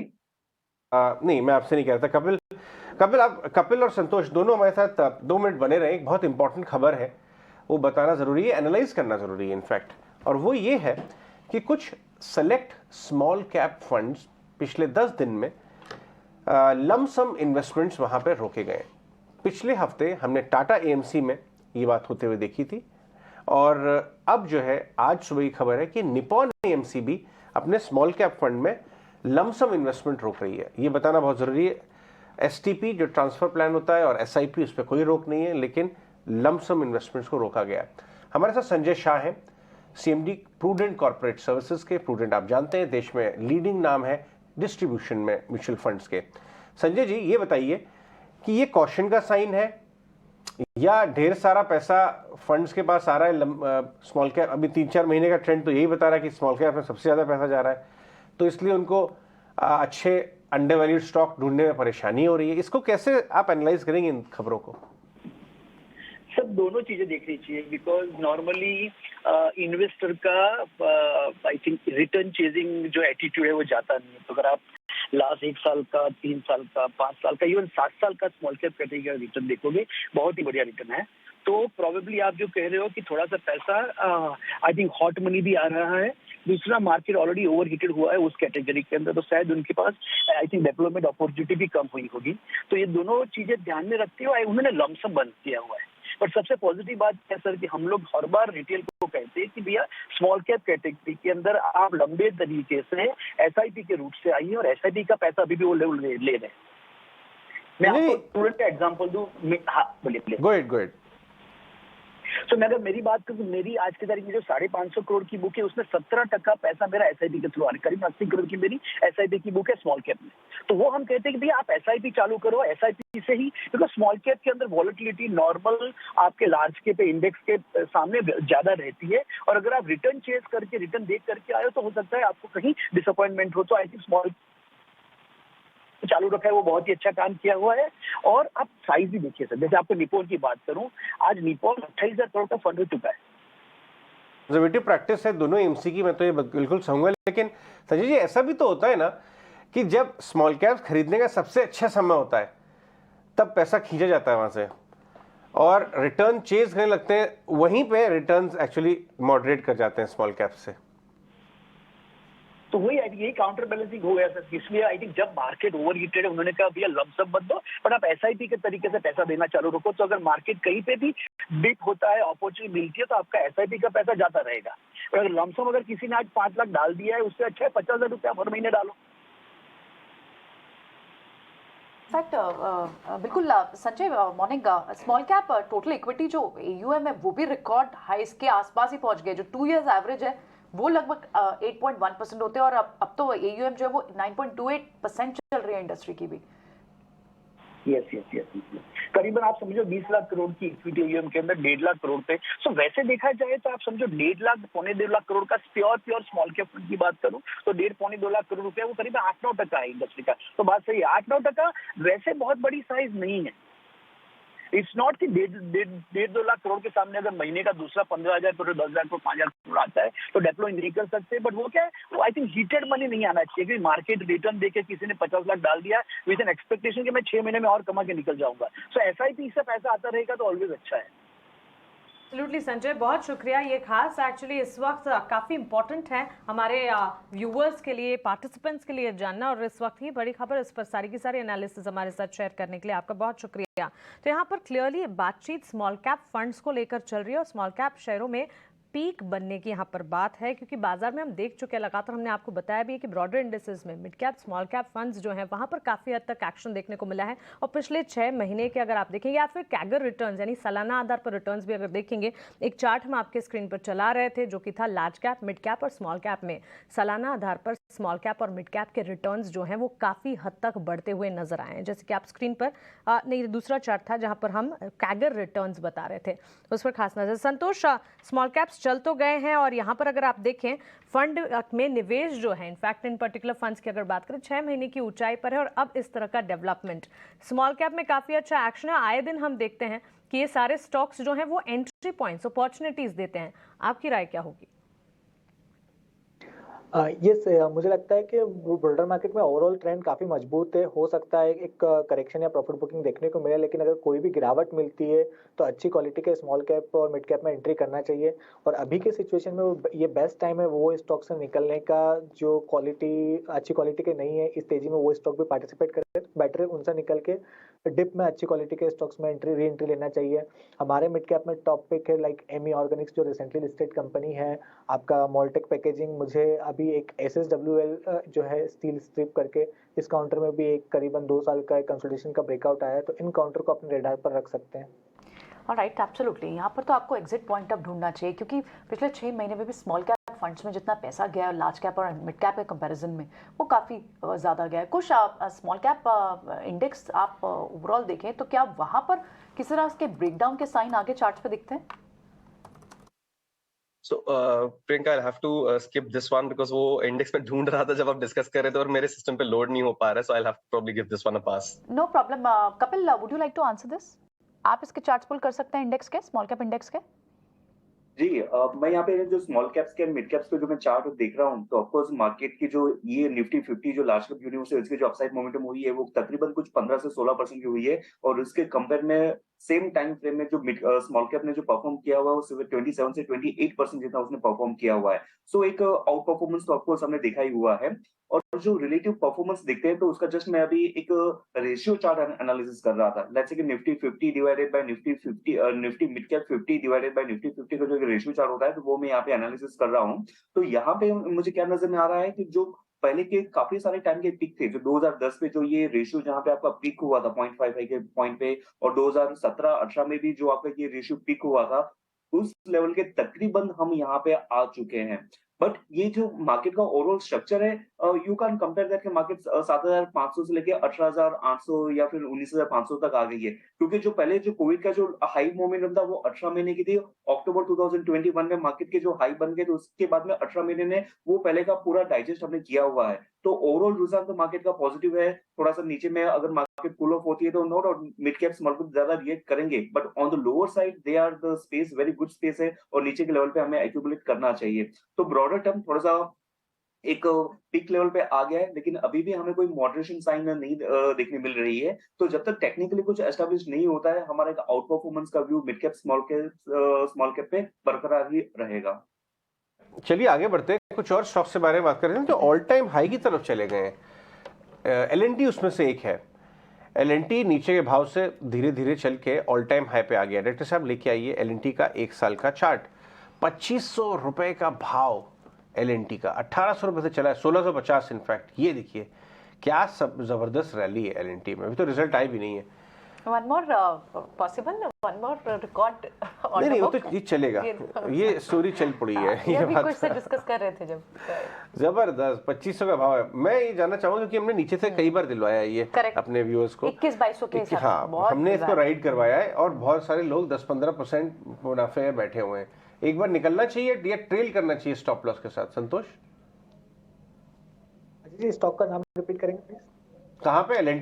एल&टी में स्टॉप लॉस कहाँ रखें अगर हम बैठे हुए लेके, ये एक बार निकल लें, प्रॉफिट जो बन रहा है ले लें? नहीं, मेरे हिसाब से एल&टी में बने रहना चाहिए। ओवरऑल स्ट्रक्चर काफी बुलिश है। अगर किसी ने ट्रेडिंग बेट लिया है तो मेरे हिसाब से वो स्टॉप लॉस रिवाइज कर सकता है अपना 2460 पर। बट अगर किसी का इन्वेस्टमेंट व्यू है तो मेरे हिसाब से इस काउंटर से निकलना नहीं चाहिए। कैपिटल गुड्स स्पेस में जो तेजी शुरू हुई है, हालांकि 2 साल से ऑलरेडी बड़ी तेजी आ चुकी है, बट ये तेजी मेरे हिसाब से 2-3 साल और चलेगी, तो इस स्पेस में बने रहना चाहिए। बट अगर ट्रेडिंग बेट लिया है तो जरूर आप अपना स्टॉप लॉस 2460 पर लगाकर इसको ट्रेल कर सकते हैं। रियल्टी कल हमने आपको खबर गरम में बताया था और सनटेक रियल्टी 8% ऊपर आपको नजर आ रहा है। कपिल, एक बार सनटेक रियल्टी के चार्ट्स दोबारा चेक करके बताएं, लेके बैठे कहां तक के लिए रुकना चाहिए? सनटेक रियलिटी, अगर हम पूरा रियलिटी सेक्टर का हम देखते हैं तो एक अंडर परफॉर्मेंस स्टॉक रहा था काफी। मींस जब ये रियलिटी सेक्टर काफी पॉजिटिव मोमेंटम के आंकड़े दर्ज करी थी, तभी सन टेक का एक परफॉर्मेंस नेगेटिव में आ रहा था। लेकिन उस नेगेटिव के चलते हुए हमने कहाँ पे पिछले 550 से लेकर 250 तक इसका एक मूव देखा था। 250 का इसका लेवल काफी सटीक था, काफी अच्छा था, और उसी सपोर्ट लेवल के यहाँ पे स्टॉक प्राइस पिछले 4 महीनों से सेटल हो रहा है। तो वहां पे कहाँ ना कहाँ पे ऐसा एक देखने मिल रहा है कि जो उसकी सेलिंग प्रेशर थी वो एक ओझल होते हुए हमें देखने मिल रही थी। तो स्टॉक की एक स्टेबिलिटी तो नो डाउट हो गई है, और अभी हमें कैचअप रैली भी देखने मिल रही है इन बिटवीन। जो उसके ब्रेकआउट्स इमीडिएट हर्डल लेवल्स थे कुछ 317-18 के अराउंड, तो आज हमें उस परियो मोमेंट में यहाँ पे ब्रेकआउट देखने मिला है। तो इस स्टॉक की सस्टेनेबिलिटी मुझे लग रही है कि अभी इसमें कैचअप रैली आनी तो चाहिए और भी, और इमीडिएट हर्डल इसका शॉर्ट टर्म के पर्सपेक्टिव से हमें देखने मिल रहा है कि 330 जो काफी करीबी लेवल है यहाँ पे तो आ गया है, और ये लेवल पार करते हुए स्टॉक का नेक्स्ट बेस्ट रेशियोस को 360 के लेवल पे बनता है। स्टॉक प्राइस 2 दिन से काफी मूव स्ट्रांगली किया हुआ है, तो rather than buying eight one go इस स्टॉक को हमें एक्यूमुलेट करना चाहिए। 325 करंट लेवल से लेके 310 तक एक्यूमुलेट करना चाहिए, और उसके साथ में 360 के अपसाइड पोटेंशियल हम इस पर्टिकुलर स्टॉक में देख सकते हैं। और reality sector as a whole एक डिकेडल पॉजिटिव डेवलपमेंट तो है ही वैसे। दोपहर हमारे खबर गरम है सेगमेंट में सनटेक रियल्टी को हमने टच बेस किया था, और आज भी आप देखिए स्टॉक में मूवमेंट 9.25% की तेजी यहाँ पर रियल्टी इंडेक्स में अच्छी खासी मजबूती तो दिख रही है, और सनटेक रियल्टी खबर भी है, और इसके अलावा भी एक टेक्निकल राय भी आपको मिलती हुई। बाजार में लगातार रिकवरी अटेम्प्ट हो रही है, रिकवरी के इस अटेम्प्ट में कामयाबी भी मिल रही है, और इसमें सिर्फ इंडेक्स ही नहीं स्टॉक्स और सेक्टर्स भी काफ़ी हद तक पार्टिसिपेट कर रहे हैं। सेक्टर स्पेसिफिक अगर आप देखेंगे, इनफैक्ट रिकॉर्ड ऊंचाई पर मिड कैप इंडेक्स इस वक्त है। रियल्टी स्पेस को अगर आप देखेंगे 52 वीक हाई पर ये ट्रेड करता हुआ। ऑटो सेक्टर रिकॉर्ड ऊंचाई पर है, तो सारे के सारे सेक्टर्स में अच्छा खासा मूव है। स्टॉक स्पेसिफिक मौके बन रहे हैं, लेकिन ना यहाँ तक ही हमारे टेक्निकल ट्रेड सीमित नहीं है।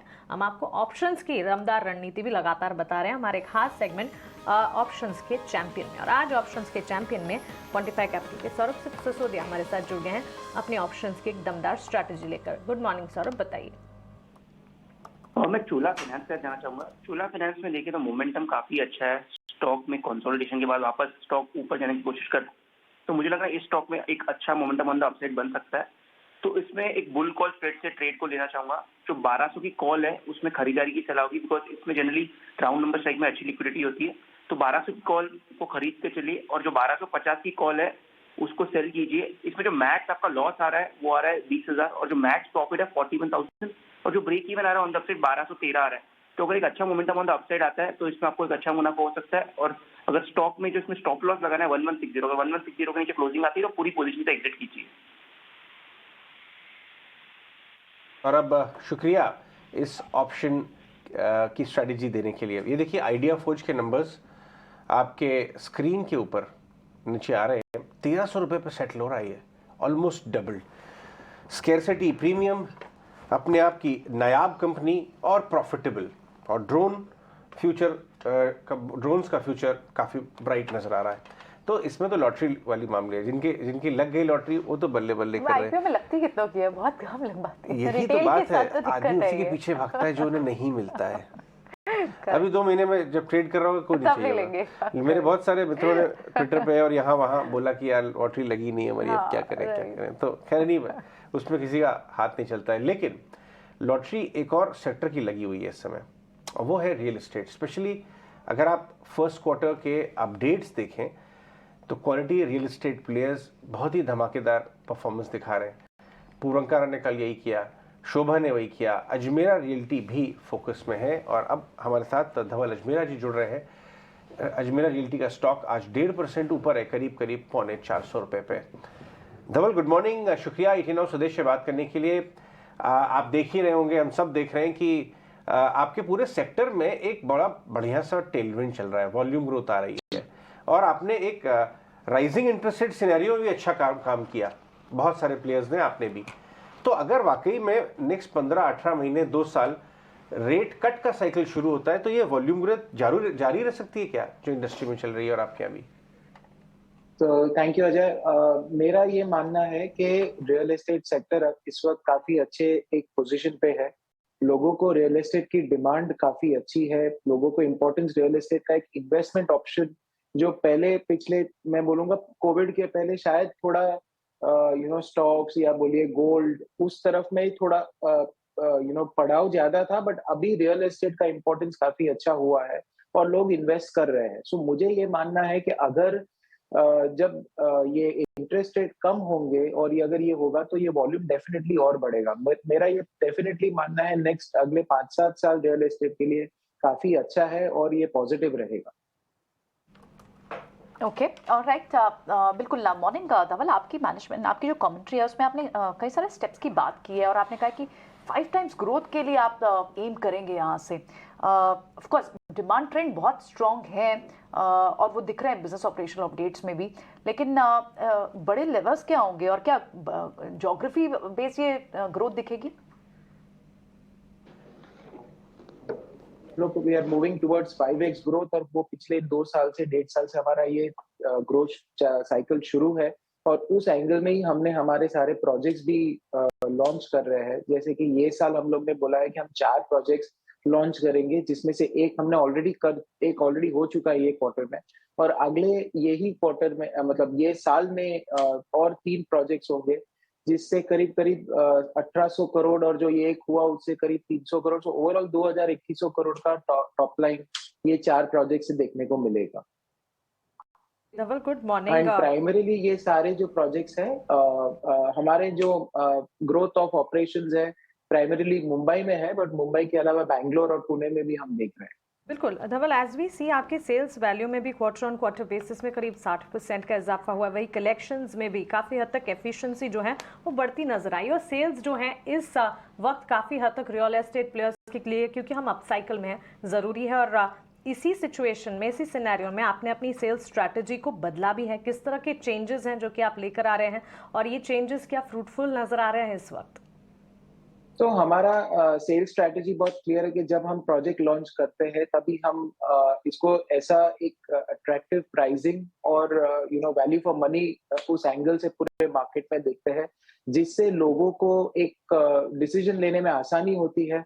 और हम ये चाहते हैं कि जब हम लॉन्च करें या प्री लॉन्च करें उसमें ही हम एटलीस्ट 25 से 30% प्रोजेक्ट का जो पूरा स्टॉक है उसको लॉन्च करें और उसको बेचें, और वो ही एंगल में हम चलते हैं और उसमें काफी हद तक पिछले 1.5-2 साल से हम सक्सेसफुल रहे हैं और यही ट्रेंड हम कंटिन्यू चाहेंगे कि आगे करें, ताकि सारे प्रोजेक्ट स्टेबलाइज हो और प्रोजेक्ट उसके कैश फ्लोज भी हेल्दी रहे।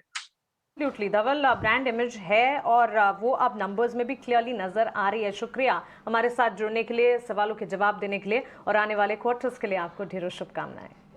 Thank you. चलिए आगे बढ़ते हैं और इस वक्त अगर आप देखेंगे 19,500 के नजदीक 19,498 के स्तर पर इस वक्त निफ्टी में ट्रेड्स आप देख पाएंगे, बैंक निफ्टी 45,160 के स्तर पर एक रेंज में बाजार, लेकिन ओवरटर्न इनफैक्ट अगर अंडरटोन की बात करें तो बुलिश नजर आ रहे हैं। हर गिरावट में खरीदारी के मौके भी देखने को मिले हैं। 10 के बाजार